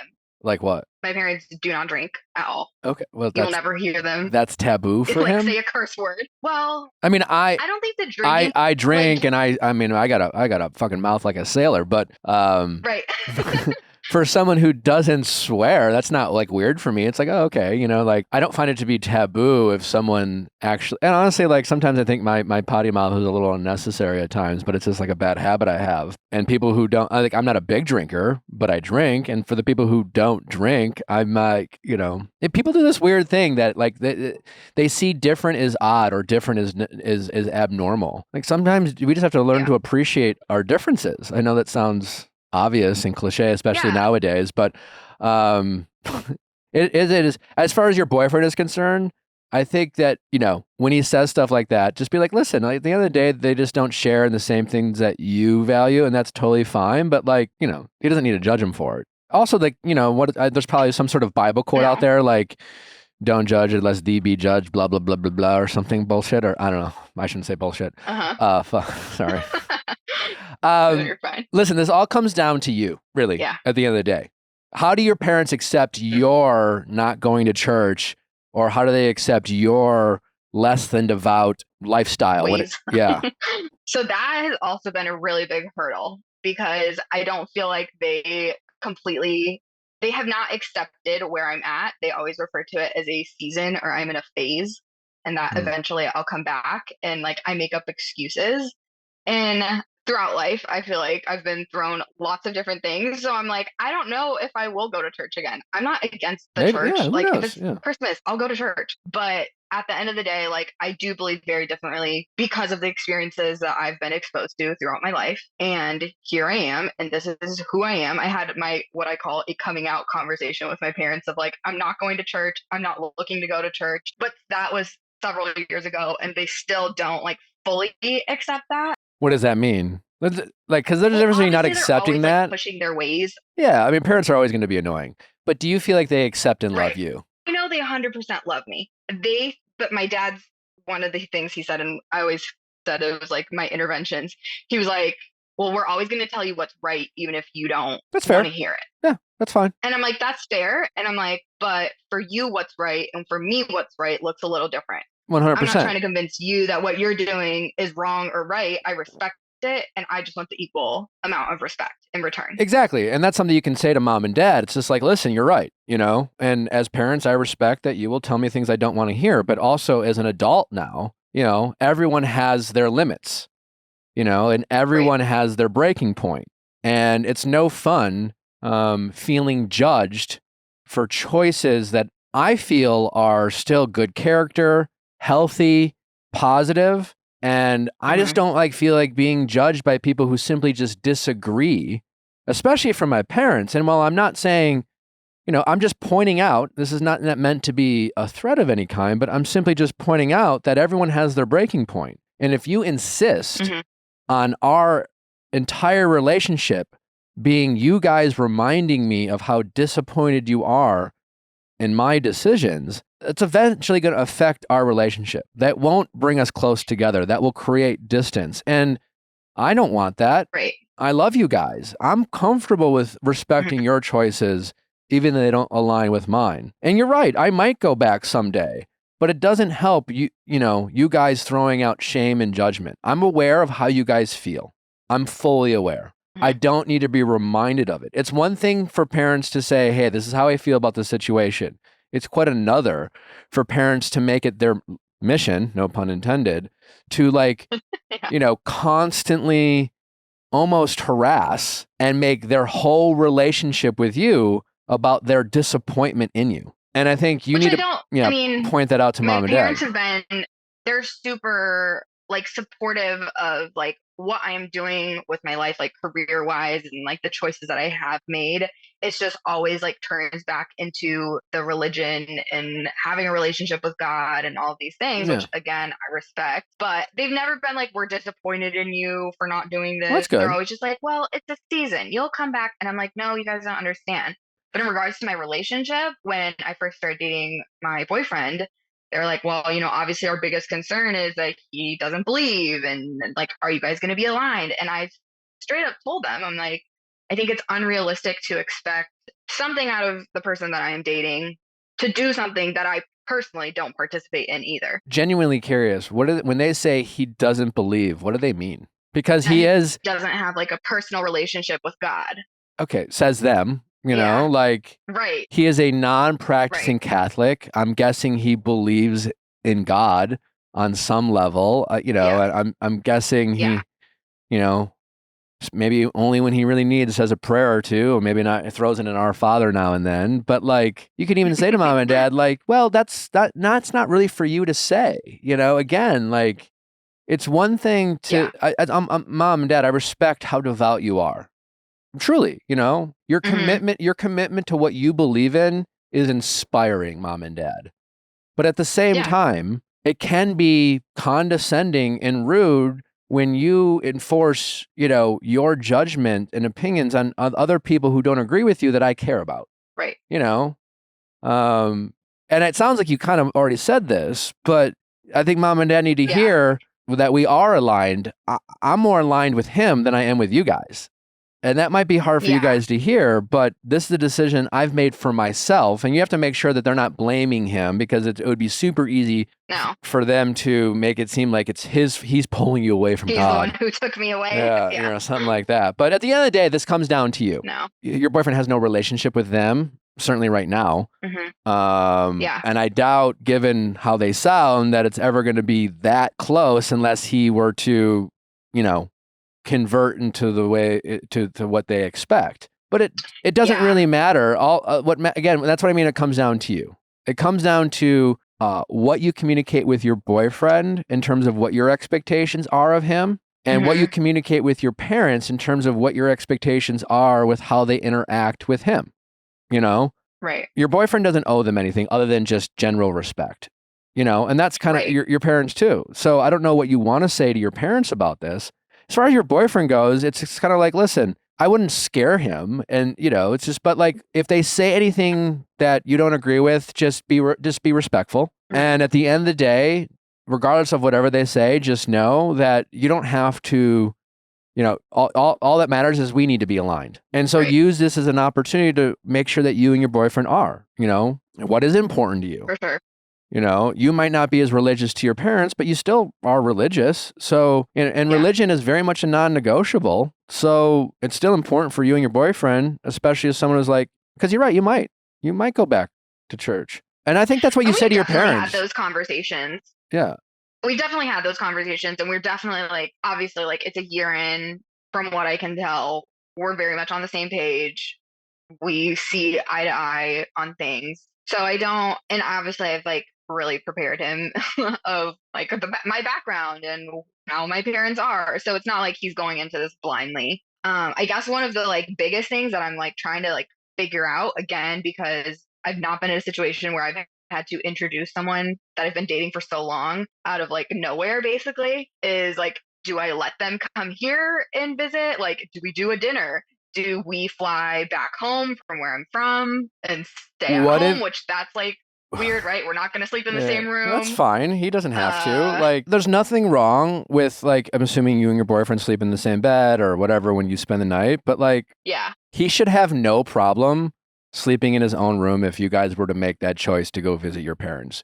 But before we get to that, my question is... He's been super respectful about that. Like, it's your parents' rules. He's like, if that's the way that they are, he's like, cool. Yeah, like, cool, exactly. Perfect. We're going to go with it. He's got a great attitude. Yeah. Yeah. What conversation specifically have you had with your parents about meeting your boyfriend? Okay, so originally, which is kind of crazy, they're supposed to be coming up in the next week. Your parents? To visit you? My parents were supposed to be coming to visit me. Great. And to visit some other friends in the area. That is no longer, just like plans fell through.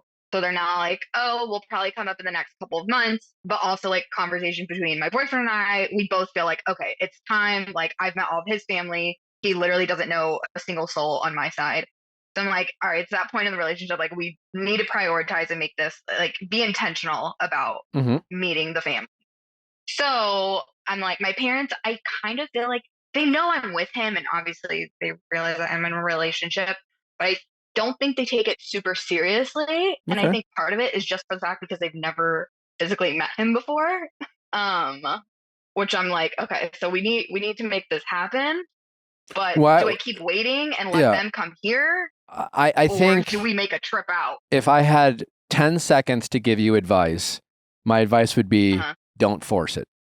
There's a difference between making it intentional and making it a priority for you and your boyfriend to say, hey, like, this is important to me.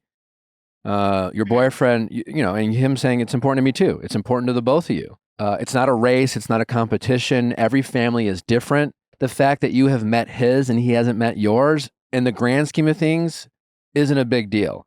You both want him to meet your parents. So that's a good thing, right? You know, we're not dealing in a situation where you've met all of his family and you're like, listen, I don't want you to meet my parents. And he's like, I really want to. Why don't you want me to meet your parents? And, you know what I'm saying? Like the intention is there. And so just because it hasn't happened yet isn't the end of the world. And I don't think you should force it. And by forcing it means like, let it happen organically. If you happen to be going home and your parents invite him to come, by all means. But I wouldn't call up mom and dad and be like, you need to meet this guy. I'm bringing him with us, you know, and make your parents kind of like, accept something they're not ready for. Because if they're not ready for it, like, you know, why force it? You know, why force it and make them? Yeah, that's a good point. I get that you have this, you're anxious about them meeting him, but like, it goes both ways too. Like you are an adult now. So they have to earn your respect as much as you have to still earn theirs, you know? Parents need to respect their kids as adults. And that can be difficult at times, but it's up to the kids to, again, enforce that boundary. And you do it with respect, but sometimes you have to hold your ground. So if your parents are coming out in a couple months and they haven't invited your boyfriend to come visit you, in the meantime, I would communicate to your parents and talk when you talk to your parents. I would say how excited the both of you for him to meet your parents. So you talk, you bring him up, you talk about him. They get more comfortable and familiar with hearing about your boyfriend. If they ask questions of about his faith, answer those questions. But you say, hey, listen, just a heads up. Assuming this is true, I'm really excited about this guy. He's a great guy. I'm hopeful about our future. You know where I stand about my faith. We, just so you know, him and I are aligned with faith. I know, and as you might expect, mom and dad, that's not in line with how you guys are, but he's aligned with me. Yeah, but establish that like we're aligned. We're aligned. And so I'm really asking, you don't have to be happy with it. I'm aware of your disappointment, but I really want you to show him the respect that I think he deserves. And I still, I'm aware of how you guys feel about my choices when it comes to my faith, but I still want to have an amazing relationship with you guys. And you're happy to remind me from time to time, but I don't need your disappointment to be the focus of our relationship. And I don't want it to be the focus of your relationship with him. And I'm really asking that you guys respect that, and then you see how they handle it. Okay. Yeah. But my biggest takeaway is this is not something you need to force. You don't need to make this happen. It'll happen on its own time. And the fact that you and your boyfriend are aligned with your desire to make it happen is the most important thing. Right. and his parents are not the same as your parents, and it's not a competition. It's not a race. If you two have a relationship that has any real potential for marriage and kids and things like that, then it's even less of a race. You know what I'm saying? And what you really will want is to make sure that when it does happen, that it's as positive as possible. And I don't think waiting 2 months is the end all be all. You know, I talk about this all the time because, like, for some, you know, so for some people, meeting each other's parents is a really big step in a relationship. For other people, you might be on a first date and be like, oh my God, like, my parents are on the street, we should go say hi. And it's not like some big, like, meeting. It's like some kind of casual moment. It doesn't make it less important. It doesn't mean one person's closer with their families than others. It's just like people have different meanings when it comes to what it means to them to meet their parents. Yeah. So, and I think we have to remember that. Yeah, I mean, obviously, just because of logistics, it's much easier for me to meet his side than for him to meet anybody on my side, since I am by myself in the city that I live in. And maybe you could throw out to your parents, hey, like, listen, if we ever come home, I think I'd love to bring them, but I want to check with you first, you know? And I think you communicate with your mom and dad. Again, you talk about him as much as possible, and you communicate with mom and dad your desire to have them meet him. But you're asking them to, like, make an effort to make sure that happens sooner than later. Because your boyfriend's ready to make that effort. And you shouldn't feel like it's a one-sided thing. Right. And so you putting it out there, you know, anytime I met someone, you know, my parents are never like, they're not very nosy people. But if I said to them, hey, mom and dad, you know, like, for example, when I met Natalie, if I would have said, listen, you know, I haven't met her yet, but, like, she really wants to meet you and I hope we, you know, have that opportunity. It's not like they would jump on a plane, but they'd be like, yeah, like how can we make that happen? You know, it's just like you should be able to say that to your parents, and they should be working with you to find, quote unquote, a solution to make that happen. You know, oh, well, we'll be there in a couple months. We'd love to meet him. Oh, well, we might not be able to make it out there as soon as we'd like, but if you come and visit us, you know, please bring him along. Obviously, you're going to have to respect the rules of our house, but, like, other than that, like, we would love to meet him. Of course. And you guys would be like, okay, you know, obviously we do. And then you could just kind of go from there. But it really comes down to how you communicate this with your boyfriend and with your parents. And you have to make sure that you don't project your frustrations from your parents onto your boyfriend and vice versa. You know, you got to try to separate that. You know, like, what are my expectations of my boyfriend and what are my expectations of my parents? If my parents don't meet my expectations, that doesn't mean I expect more from my boyfriend. It just means I communicate with my boyfriend where we stand, where my parents stand. And then again, I check in with my boyfriend once again to make sure that we continue to be on the same page. And then as a couple, you could express disappointment in your parents. You know, it's like, hey, well, yeah, I'm disappointed. My parents aren't making more of an effort to meet you. And your boyfriend can say, well, I'm disappointed too, but I'm glad we're both disappointed together, you know, because it really comes down to you two and how you guys feel about any one situation. It's, you know, you're not competing. It's not a race. It's just making sure that you guys are aligned. This is true. This is some good perspective. I spiral too easily. I'm, like, working up the situation in my head. They're your parents. They're not going anywhere. They're your mom and dad, you know. Nope, they'll be there forever, which love them to death. Yeah. I think it's new territory for me. Never dated someone who's not, like, of the faith like that. And then, well, you're not. Again, I've never dated anyone this long and not, like, have any interaction, even with, like, my closest friends or anybody in my family. Well, maybe start with your friends too. What about your friends? Why haven't they met them? Because, again, I moved away, so I live in the city where I'm at, and literally have nobody. Like, my friends become my work friends, people here, but, like, long-term relationships that I've had, like, growing up, and people who have been close to me. Do you still keep in touch with those people? Yes. So, like, they've, you know, whatever. We FaceTime and he's around and he says hi. Okay. Like, that kind of a thing for sure. But no, like, actual in-person meeting. Okay. It's totally okay. How long you guys been dating for? Yeah. How long you been dating for? For a year. For a year. Okay. Yeah. It took me a year to meet Natalie's family. They lived in Savannah. You know, more than a year. I mean, everyone's heard we dated for 10 months without being boyfriend and girlfriend and yada, yada. But once we became boyfriend and girlfriend, I didn't meet them for another year. And it wasn't until I went home to Thanksgiving with her family, because when we first started dating, I didn't immediately go home to Thanksgiving. You know, so she went home to Thanksgiving. it was actually during COVID, so I stayed home. I was by myself. She went home for Thanksgiving. And then it wasn't for a whole nother year that I met them. Totally okay. And Natalie met my parents long before I met hers. I'm pretty sure. I don't even remember. That's the point. It doesn't really matter. It's not a race. Doesn't matter.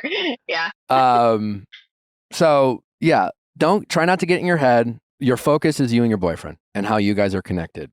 And you have to continue to work on how you communicate with mom and dad. And you have to work on, because regardless of your boyfriend, right? Your boyfriend is just one. Your boyfriend is just one topic in potentially many topics that come up with the fact that you don't align with your values that your parents have, and the fact that your parents very much wish that you did. And so this is just one topic in a series of potential topics where you're gonna have to continue to get good at communicating with your parents your expectations of them and how they treat you. You're fully aware of how comfortable you are with your parents communicating with you their expectations. Well, I'm your dad, and just so you know, I'm gonna point out things I don't. That's what dads are for. To let you know when I don't approve of something, even if it's hard to hear. It's like, fair enough, Dad, but I'm also an adult now, and I can communicate to you my disappointment as your daughter, ways in which I feel like you could, support me better, even though you don't necessarily agree with me. Or you could find ways to still have a relationship with me that isn't always communicating your disappointment about my faith. And you can communicate that as well. And you can do that respectfully. You can do that calmly. You can point out that hey, relationships are a two-way street. And I want a relationship with you. But if every time I see you, you guys are making me feel not good about myself and making me feel like I'm making poor choices that quite honestly, I feel very good about, then that's going to affect our relationship. Yeah. For sure. And that does take practice. Yeah, it just takes practice and time of having those conversations, and hopefully them coming around. And obviously me, I'm not perfect, trying to best communicate in a healthy way to them too. Well, the best way to always do that is maintain your calmness and lead with love. It's very hard to get mad at someone when tensions are risen and you're still saying, listen, I know we don't align, but I still love you. I care about you, and you just remain calm, even if they get triggered. Because your calmness, your maturity, it's kind of like one of those things, some of my biggest criticisms of Christians, or Catholics, Yeah. It's their what's the Chris Rock phrasing? The selective outrage with some of the deadly sins or with certain commandments. It's boy, you meet a Christian and they will talk about, how terrible sex before marriage and anything to do with sex and boy, you'll hear it. But when it comes to things like pride and vanity, I know some pretty prideful Christians, I know some pretty self-righteous Christians. And those are deadly sins too, and the selective outrage and the cherry picking versus things that they just will justify, their stubbornness and their pride or their ego. But according to their God and our God, those are deadly sins too. And so I don't know.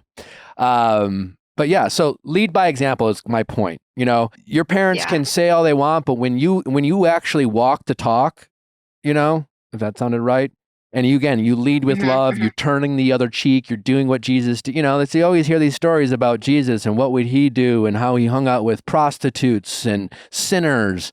And, I don't see a lot of Christians doing that sometimes. If Jesus would welcome them with open arms. Jesus wouldn't constantly judge and shame. Well, and that's what my parents do. That is literally what they do. Love. So they should do that with the people you love too, and do it with you. Exactly. I'm if you can do it for literally, you have dedicated your lives completely 100% to that. I think we can do the same. Yeah. Within the family or even my friends. Just maintain your composure and your calmness and lead with love. That's something you'll have to practice because again, I think when they see their daughter being positive and calm, and even when you're upset and hurt, you're not fighting with fire, that you do turn the other cheek and you do lead with love.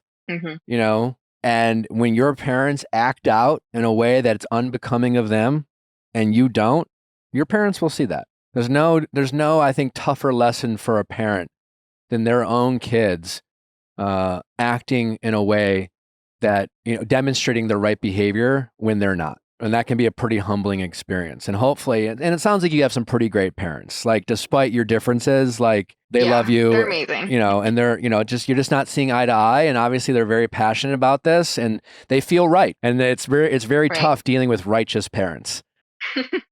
But it just comes down to how you handle this. Yeah, it's on me. It's on me, but I also feel like I can't be responsible You're for right. how either of them respond. Yeah, that's why you have those boundaries, and you communicate, and you set your expectations, and then you see how they handle it. But just make sure that you don't. Well, I feel like this has really helped because I think I was so worried about like, oh, my parents meeting him and like just like the situation itself instead of thinking about like, no, like me and him need to be aligned, like we're solid, and then this is in my hands. If I present it with love with them, Yeah, we should be good.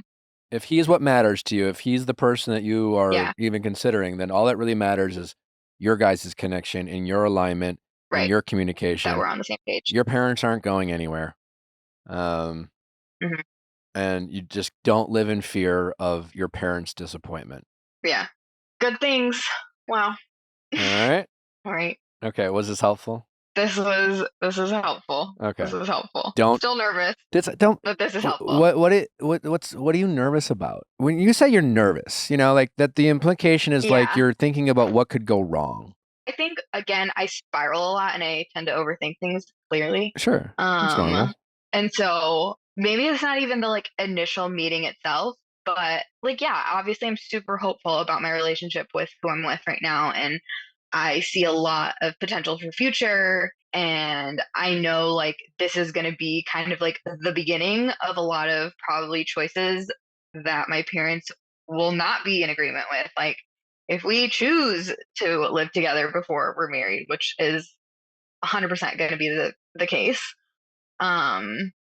My parents are extremely radical, and that is part of what like I admire about them. But then on the other side, I'm like, okay, we need to have a little bit of balance. So I think I'm more worried and like nervous about like what the repercussions of like meeting is going to make it real. And now it's like, okay, oh shit. It's gonna be fine. Yeah, it'll be fine. It'll be fine. Yeah. Try. I know it's easier said than done, but worrying about things that you don't even know are going to happen. Yeah. Or worrying about Yeah. things that won't happen. Like what? Like Right. you've had your parents disappointed in you in the past. You survived that, you know. Yeah. What's Like what's new? you know, right though? So like why are you stressing yourself out over something that you know full well you can get through and honestly doesn't really even affect you all that much anymore? Yeah. It must have been much harder. I just need to stop being a, Yeah, must have been much a control harder. freak. Sure. Well, you probably get it from your parents. Yeah. No, honestly. Well, that's something you can work on, you know? You just got to really focus on what matters and try not to stress about the things Okay. that you don't have control over. Mm. You don't have control over your parents' approval, especially if you're willing to make choices as an adult for yourself. Yeah. It is your life, not theirs, you know? And every Mhm. parent, I think, has to go through that kind of lesson with their kids. And it just comes down to when their kids are willing to enforce that boundary. Okay, well, this is super helpful. All right. Definitely gives me Lead by more. Lead by example. Don't fire with fire, and don't Yeah. force it. Sounds good. Thank you so much. I really appreciate it. It'll happen when they're ready, and that will be the best time for it to happen. Sure. Okay? Okay. All right. All right. Take care. Please, I'm begging, keep us posted on when it happens. Yes, I will definitely keep you guys updated. All Thank right. you so much, though. I really appreciate it. My pleasure. All right. Take care. All right. Bye. All right. Bye-bye. Do you know what really ties the room together? A beautiful framed photo or an art piece. And do you know who can help you with that? Framebridge. FrameBridge. Having frame art and photos in your house is a sign of maturity. It also makes your house feel like a home. It's the ultimate form of adulting, and getting something framed can be such a process. I know because I went through framing River's gallery wall in her nursery, and it was such a headache, but not with FrameBridge because they take out the headache in custom framing. You can easily order online or visit one of their many retail stores, upload a digital photo for them to print, and mail your item using their free, secure, prepaid packaging, or visit one of their 20+ retail stores. FrameBridge custom frames your piece in their studio using the highest quality materials and ships it to your door in days for free. It's easy and affordable. FrameBridge has a fair and transparent upfront pricing model, which is great because if you try framing your pictures at other places, well, it is not the same experience. They have an amazing curated selection of frames to choose from. They have a fast service, free shipping, and a happiness guarantee. All of this makes FrameBridge a great choice for a gift or for creating the next piece that complements your home. It's not just photos that can be framed, as FrameBridge has many different framing options to create something truly unique. Did you go to an amazing concert? Well, frame those tickets. Just graduated? Well, frame that diploma. The options are endless. See why FrameBridge has been trusted to frame over 2 million pieces. Visit framebridge.com or a local FrameBridge store to get started and custom frame just about anything. That's framebridge.com. We have been traveling like crazy, and I tell you what's really come in handy. The Base Weekender bag, crushing life. It is also a great diaper bag. It's like an all-in-one. It's like a diaper bag meets all your baby needs. And if you don't have a baby, it's amazing what you can put in. They have this, like the zipper on the bottom, that base is like a secret compartment. You can put so much in there. I fit 2 pairs of cowboy boots. In that bottom compartment. Also, it's a great way to like hide valuable things. Like now they put like a nice, you know, she has some nice purses, right? And sometimes if you're going to travel, you don't want it out and exposed. You can kind of put it in, it's like a secret compartment space. Also, and the bag is so big, but still fits under your seat on an airplane. I'm obsessed with it. It's been an absolute game changer for us. Baze has thought of everything you could ever want in a piece of luggage: 360-degree gliding wheels, a cushioned handle, a built-in weight indicator, huge, that's huge, it's massive, washable bags for your dirty clothes, and all the interior pockets you need to keep organized. Their luggage comes in multiple sizes and colors, and for shorter trips, the Weekender bag, which we are obsessed with, is super functional. And if that wasn't enough, Base was created by actress Shay Mitchell, so you know it's cool. I mean, she's stylish. She is stylish and cool. Yeah. Right now, Base is offering our listeners 15% off your first purchase by visiting basetravel.com/VIALL. Go to basetravel.com for 15% off your first purchase. That's BEIS travel.com/VIALL. That's basetravel.com/VIALL. How's it going? Hi, I'm Sophia. I'm 31 years old, and I need some help figuring out if I should tell my family that I don't want to have kids and my husband's getting a vasectomy. Okay. What makes you feel compelled to tell them? Every time that I speak to my family, and just to give you some context, I'm Brazilian, so my whole family and friends are in Brazil. I came to the United States in 2019, met my husband, got married, so, you know, we talk every week. So every time I talk to them, they'll ask me, and so how is it going? And when are you guys having kids? So every time they're asking me about it. So I feel like I'm always cornered, and I'm just afraid how they're going to react when I give them a definitive answer that I just don't want to have kids. Okay. Well, I definitely don't think your husband's medical records are any of your family's business. Right. Unless he's comfortable with it. No, it's just, I feel like every time, so I feel like if I tell them that my husband's getting a vasectomy, it's like once and done, there is no going back, right? Even though technically it could be reversed. Yeah. But so you're basically, know, you're telling them is kind of like they'll be forced to accept your decision as opposed to trying to change your mind. Yes, because every time I feel like I have to just say, oh, I don't know, we're just going to see, like, we're just waiting. It's not the right time. We're not ready yet. How old are you? The truth is that I'm 31. Okay. And you said the truth is what? The truth is I'm very confident in my decision that I do not want to have kids. Okay. And it's funny because before in the past, I've always said that I wanted to have children. I said, it's a dream. I want to get married and, have children. But I was also brought up a Christian. I was raised in a more conservative, familiar setting, so, and also my husband, I lost my virginity to him. He's my first guy ever, and I got married to him. So there's also that. So, the way I was brought up is, you got to save yourself for, the right guy. And, I did the right thing. And then, you guys get married, and then you have this perfect marriage and children and, yada, yada, yada. So, but it turns out that that's not what I want for me, though. And yes, it turned out that the first guy that I lost my virginity to and got married to, yes, it worked out. He's my husband. We have a great relationship, but I don't want to grow my family other than that. Actually, my husband has a son, so I have a stepson. Okay. So it's not like we don't have any children, right? So, I mean, he's not my biological child, but I treat him as my son. He lives with us half of the time. Mm-hmm. So I just don't want to, we both are on the same page that we don't want to grow our family older than what we already have. Like, I don't want to birth any kids. Like, I'm good the way I am, but obviously my family, they have their own thoughts on it. And I feel like it's my life. I shouldn't have to explain myself to them, right? I feel like I don't really owe them an explanation. No. But I feel like every time I speak to them, there is this ongoing commentary. Like, I spoke to my mom this week, and she was like, "Oh, last week we're all together, our family, and we were debating as to why you don't have any children yet." What'd you say?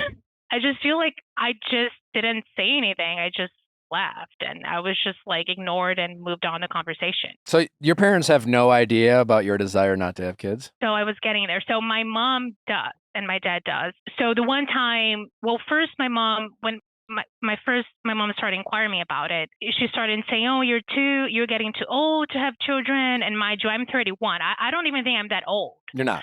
But she was like, right. She's like, "You're too old to have children, and you should start thinking about this, because what if you have 2 children and, you're just going to be even older, and they might, have health issues, because the older you get, then, the worse it is." And so she started pressuring me. And then first I told her, well, I don't really know if I want to have more than one. And then she called me selfish, because how could I just have one and not 2, so they can, because I have 2 siblings. So I don't know if her had like, if you have more than one, then, they can be each other's friends or keep company. I don't know what her reasoning is. So, and then not the second time, but a few times later, again, she was asking me about it. And then I said, "Mom, I don't want to have kids." And then she started literally just crying. She broke into tears and hung up the phone. Didn't say anything. I know my dad wasn't right next to her, so I called my dad, because he's usually easier to have these emotional conversations. She gets very emotional, Mm-hmm.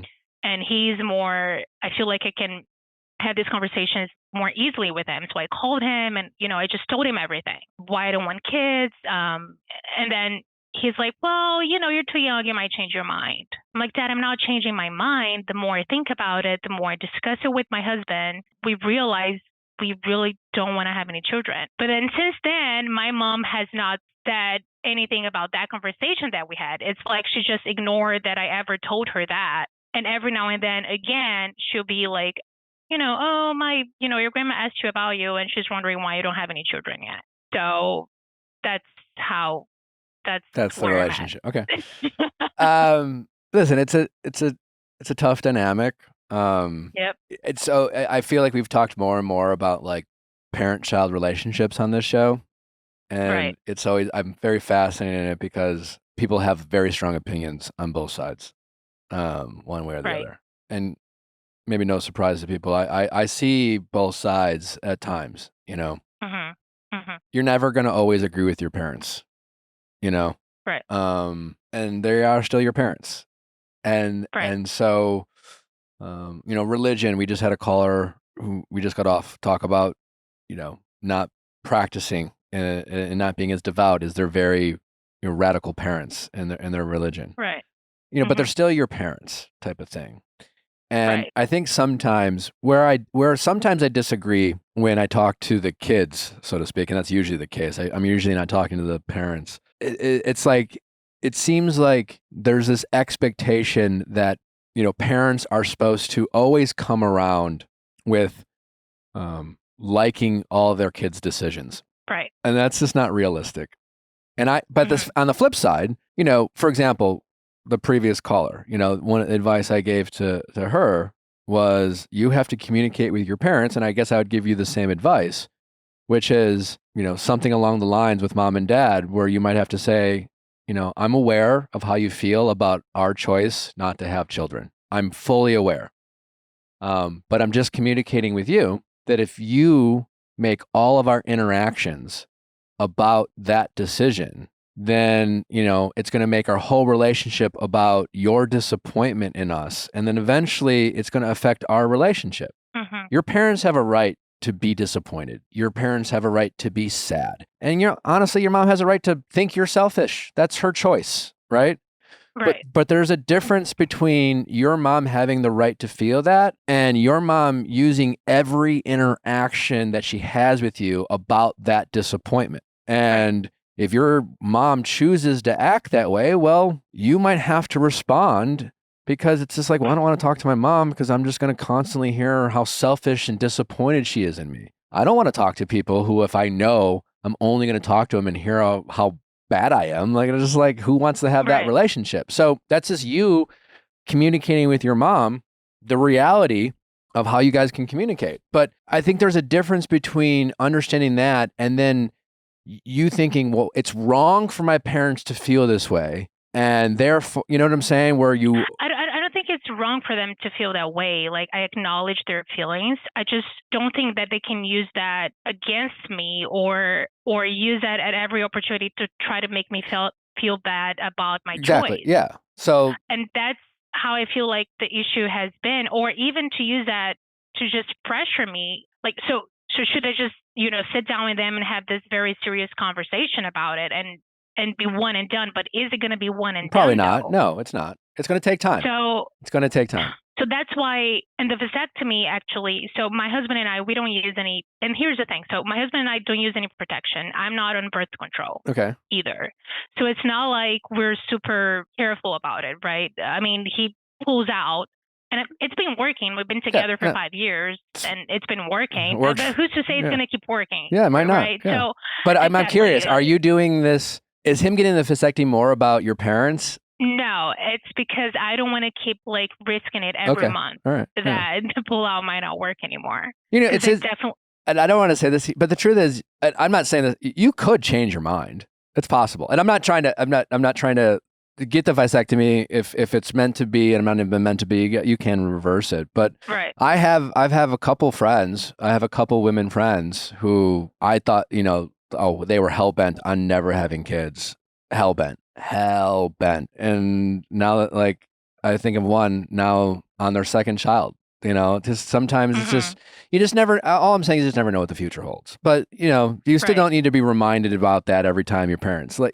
Honestly, what's sad about your parents, what they don't realize is them nagging you about it is only going to make you more resistant to it. Them making you feel like less than is only going to make you more defiant. They're not even helping their cause. If they would just accept your choices, you never know. They don't need to. Them saying to you, you might change your mind, isn't going to change your mind. No. You know what I'm saying? I don't know if you are changing to change your mind. You could change your mind, but that's going to come from you and your husband. I don't know. I don't know what life's going to bring you, and you don't know what life's going to bring you, but I mean, never say never. I mean, I know I'm 31 and I'm young. I definitely don't think I would be changing my mind, but as you said, who knows? Could it happen? Yeah. And of course, like I said, if I get pregnant now, it's not like I'm going to get an abortion or anything like that, right? I'm going to have the baby. So, but I really don't. And I'm getting to the point where, okay, I'm risking it every month because we're not really protecting ourselves the way we should. I'm confident in my decision that I don't want to have any children. And like you said, it could be reversed. So there's also that. So it's not like it's this definitive thing to do. But I just feel like if I told them, this is my decision, I don't want kids, we're starting to discuss the possibility of my husband getting a vasectomy, it's going to just make them realize how serious I am about this, as opposed to just telling them, oh, I don't know, or oh, we're not ready, or this and that.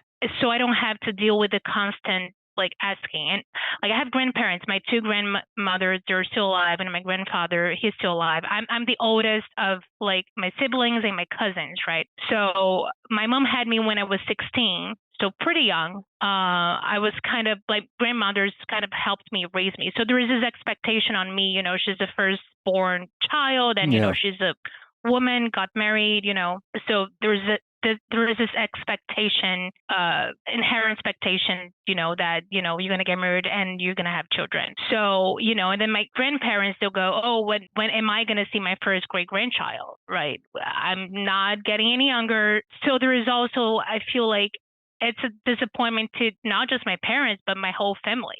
Sure. My grandparents. So it's a very tough. So should I even have that conversation? Because honestly, I've thought about it. I could just lie to them and tell them I've been trying and, it's not working. Like I could. Do I need to be 100% honest about it? Because it's a really tough conversation to have. And when I try to have that conversation with my mom and she started crying, it was really tough on me because I do feel kind of guilty, even though I don't think I should feel guilty for making this decision. I've already took from them getting married in my home country, which is in Brazil. They didn't get to see like anything happen. Like, they weren't here. It was like during COVID. So it's just kind of ironic. I'm a big believer when it comes to, I've always said selfish people will always accuse other people of being selfish. Narcissists will always accuse other people of being narcissists, because like selfish people, to them, everyone else should be thinking about them. And when they're not, that makes the other people selfish. Right. It's like a general, but I think it's kind of funny. It's just kind of funny that you're, like, listen, your mom's not the only one who thinks it's selfish for people not to have kids. So your mom's not alone in that. But I think it's kind of funny that your mom is calling you selfish when she has expectations of what you should do with your own life. It's like your mom's had her life and now she has expectations of your life. And she's calling you selfish for not following her goals, which is just kind of funny. But listen, every parent does that. So I just don't, you're not going to convince them. Listen, I don't know if I have a clear answer. I don't know if there is a clear answer. I'm not a big believer in lying. So I don't think you owe to your parents. And certainly like, I think you're setting yourself up for more problems if you were to lie to them, about, you're trying and things like that, because that's not the truth. But if you were to, like, I'm not saying, the worst thing you could do. I don't know if I would do it. I don't know if you letting your parents know that your husband's getting a vasectomy is going to go the way you hoped. I don't know. I'm not convinced. It might. I could see them handling it that even more poorly. Could you get to a place where you just accept the fact that your parents are going to kind of be annoying about this topic? And then as long as you and your husband are confident in your choice, you don't even live with them. You live in literally a different country. Right. I know you talk to them on a regular basis, but like, what if you just accept that they're just going to be annoying? I mean, I guess. I mean, obviously, I would prefer not to. It's just annoying. It's not even annoying. For me, it's just like every time that they bring this up, for me, is emotionally. It's hard for me because, like I said, I feel like I've already taken so much from them. It's not like I owe them anything. I don't think children owe anything to their parents. But I can't help but to feel like I've taken so much from them. Like I don't live like in the same country. I did not get married and there, and they didn't get to see me, they've met my husband once in person, and we're going there again this year, and I am sure it's going to be 2 weeks of people interventions. Asking me about this. Right. So it's not even that it's just annoying. It's emotionally draining to have to go through this and, explain myself every single time. And that's why I think maybe if I just give them this hard response to it and, we're going to have a difficult conversation about it, but then it might be it. Like it might be. You know your parents better than I do, but I don't, Right, but it might not. Like I said, it might not work out that way. They might, I don't know. It's hard. Well, I think the answer is this whole like you feeling emotionally drained. That's kind of like, I guess the way I'm hearing it, that's a you problem in a way. Here you are on one end. making this choice that you have every right to make. You don't want to have kids. Despite your parents' expectations and your grandparents' expectations and your great-grandparents and whatever, whoever, your entire family's expectations of your body and your relationship with your husband. That's your right to have that. But you know, as you're pointing out kind of over and over, despite your frustrations with your parents, you care about what they think and feel. They matter to you. They're your family. You love them, you know? And yeah, technically you don't owe your parents anything, but your parents literally gave you life and I'm guessing made a lot of sacrifices for your well-being. You know, and so there's that sense of obligation that as children we feel for our parents. And that's just something you're going to have to figure out. You know, what are you okay with? There's no wrong answer, you know, but like you and your husband don't want to have kids, that you are comfortable in that decision. And so you can't change how your parents feel about it. All you and your husband can do is to continue to be confident in your decision. And you can't help, you're not going to be able to control your parents' disappointment. You know, you can have conversations with your parents about like how much they bring it up and things like that. But like, you know, parents have a way of being passive aggressive. And even if they don't talk about it, it's like you're going to know and feel it. Like at the end of the day, you're not going to be able to change how your parents feel. They may get better at not communicating it and showing their disappointment, but like that disappointment might always be there, you know? And so you're just going to have to accept, you and your husband, that this is our choice. We're confident in our choice. We know it disappoints people we love, but it is what it is. And you're just going to have to get good at not letting their disappointment bother you. And that's what I mean. It's a you problem. You know, you made a choice to meet and get married to your husband outside of Brazil and you know, that's your choice and you got to accept your choice, you know, and you can't control whether people get disappointed or not. You might be able to find ways to make up for things. You know, you're going to go and visit and things like that. You know, you're reaching out to your parents, you FaceTime them, you do your best to have a relationship with them. But at the end of the day, you are making choices and they're your choices and not everyone's going to agree with your choices. And so you just have to say, you know what? I agree with my choices. I'm comfortable with my choices. There are a lot of people who don't agree with my choices. You know what I'm saying? And as a public figure, I have a lot of opinions about the choices I make. You know, Nally and I, everyone knows there's a bit of an age gap between us. I've heard it over and over from people. I've heard judgments and all these things. And for me to sit there and say, well, I need everyone else to come around. How do I figure out to get everyone to see our love? How do I figure out how to get everyone to accept our love? How do I, you know, that's never going to happen. I just have to be confident in my choice to be with the person I love. And regardless of people's opinions, you know, and I get families a little different than some stranger on the internet, but at the end of the day, it comes down to you owning your choices and feeling good about them. And the more you do, that makes sense. if they're going to come around, it's going to come around because you're good at owning it. And like, yes, you're a human being. You're going to feel a little bit of guilt, but there's nothing you can do to change how your parents feel. They have the right to feel how they feel. Yeah, I agree with you. And like I said, I do acknowledge their feelings. But then also, don't I have the right to not being like questioned every time about it? So, yeah, and that's a conversation with mom and dad, and that's the thing. And that's where I'm thinking, like, what boundary should I like? So should I just sit down and say, hey, like you said, like we're comfortable in this decision. Please don't bring this up like at every opportunity. You can ask. I think like, it's more. If there's any changes, I'll let you know. Like sure.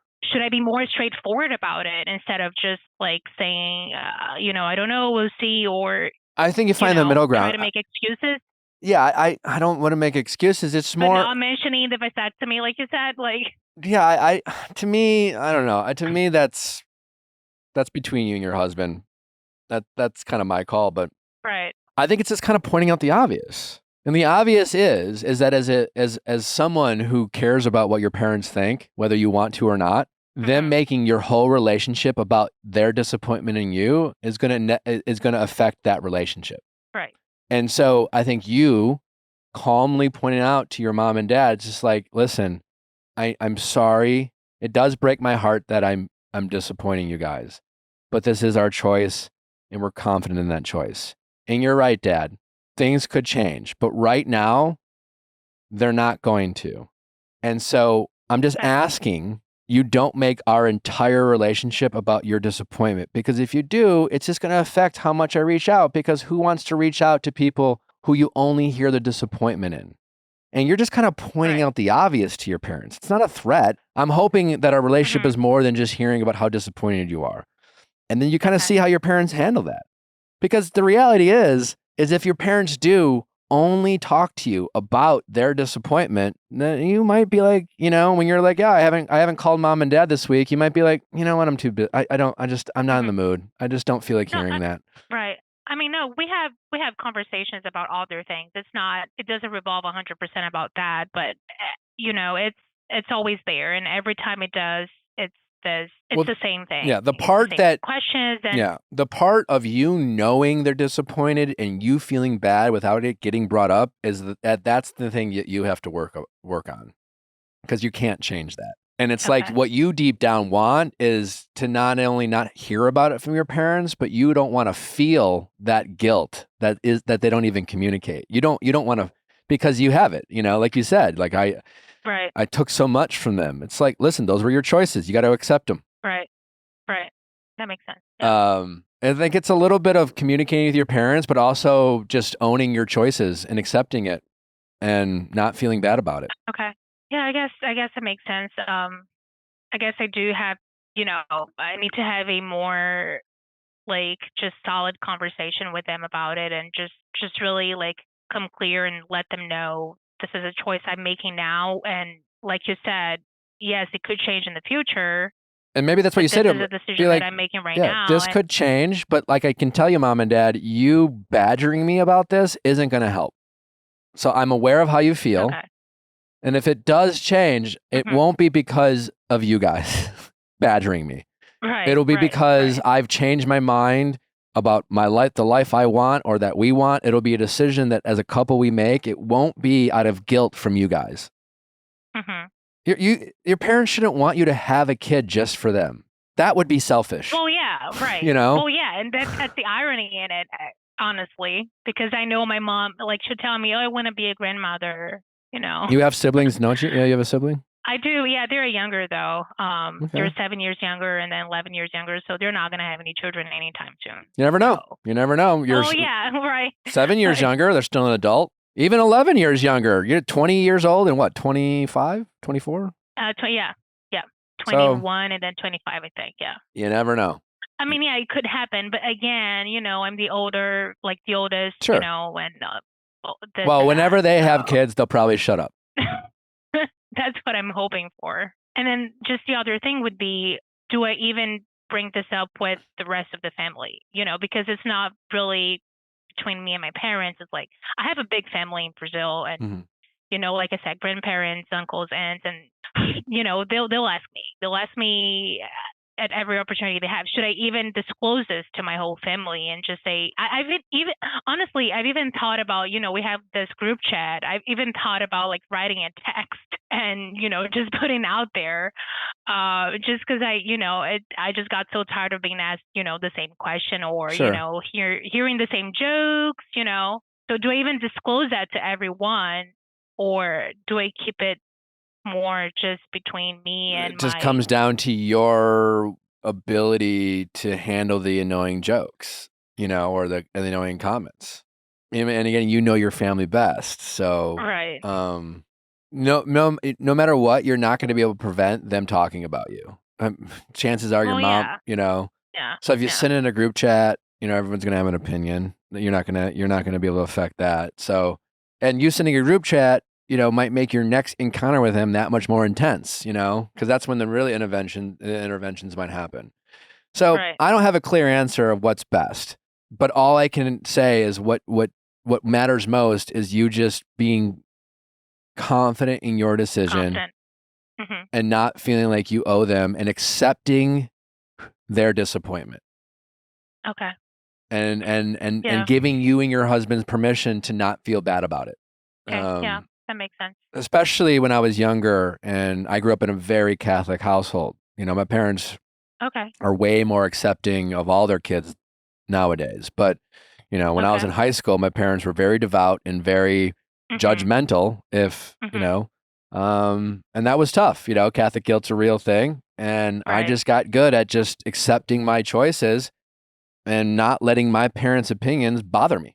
Right. And eventually my parents just realized it didn't bother me, so they stopped trying to guilt me because Right. it didn't have an impact. Yeah, I mean, I know how they feel about it. I know what they think about it. And I don't really care that they think I'm being selfish or this or that. Well, It's just you more, do care, and that's okay, and that's human. And I can assure you, your mom knows your parents know you well. And I can assure you, again, from the example I just gave, our parents know us better than anyone, especially as kids, right? And maybe Mhm. as you grow up and mature, they'll know you less and less. That's entirely up to you. But they know how to get under our skin. They know how to manipulate us. They know how to guilt us, you know? right, They right. had 18 true. years of practice. So your mom knows it bothers you that she's disappointed. And that's why she brings it up. The moment you really don't feel bad about your parents' disappointment, that will be when you start hearing about it less and less Okay, because it's going to fall on deaf ears. right. But anytime, if I feel like I can get through to someone, I'm going to keep trying. But then isn't that just like, how do I show them that? Like, wouldn't that just be ignoring it and not having a conversation about it? Sure. Yeah, potentially. Or just telling them and say, please respect my wishes. That's how you kind of communicate everyone to everyone. Yeah, Mhm. I'm not a big I've never sent out a mass text about my choices to anyone. Well, yeah, me either. I never felt the need to explain myself to the masses, Okay. So if you're asking me what I would do if I were you, I wouldn't send the group text. I wouldn't tell them about the vasectomy. I would live Okay. my life. Okay. I would give my parents love, and I would go out of my way to have a relationship with them. And when this topic came up, I would just dismiss it. That's what I would. I mean, if that were me, I Okay. would just let them get it out and not let it not let their disappointment bother me. Okay. So that's what I would do if I were you, but I'm not you. So, and I'm not saying what I would do is right. It's just what I would do. Mhm. And it Okay. has worked for me, I will say, when it comes to Okay. these types of challenges, when it comes to parents or pressure or just being Mhm. a public figure. Okay. That it has worked for me. Okay. Yeah, that's helpful. I think I'm in the right path then because that's kind of what I had been doing. I just didn't know if maybe, it was time for me to have this big conversation about it or just keep doing what I've been doing. Because obviously, it hasn't really worked because they keep bringing it up. But maybe it's just with time, it will just die down. Probably, yeah. But yeah, And if not, yeah, you just have to kind of get good at ignoring it. right. That makes sense. Thank you. All right. Well, I'm sorry you have to go through it. It's kind of annoying, but That's fine. just accept your choices and be confident in them. At the end of the day, yes, sometimes Right. we disappoint our parents. Sometimes we move across the world for love. And yeah, Mhm. if my daughter does that, I guess I'm sure I'll be probably sad. But what I want for my daughter is to Right. make choices that make her happy and have her have a fulfilled life. And that's what matters most to me. And that's Right. at the end of the day, that sounds like what you're doing, and you sound happy. And I think at the end of the day, Mhm. that's what your parents are going to appreciate the most. Right. Awesome. Okay. Thank you. Appreciate. Yep. All Thank right. you. Take care. Yep. All right. Bye bye. Bye. Special thanks to Dr. Orna for her time. Be sure to check out Couples Therapy on Paramount and Showtime out Friday, May 31st. Friday, May 31st. We'll see you next time, or we'll just see you tomorrow. Bye.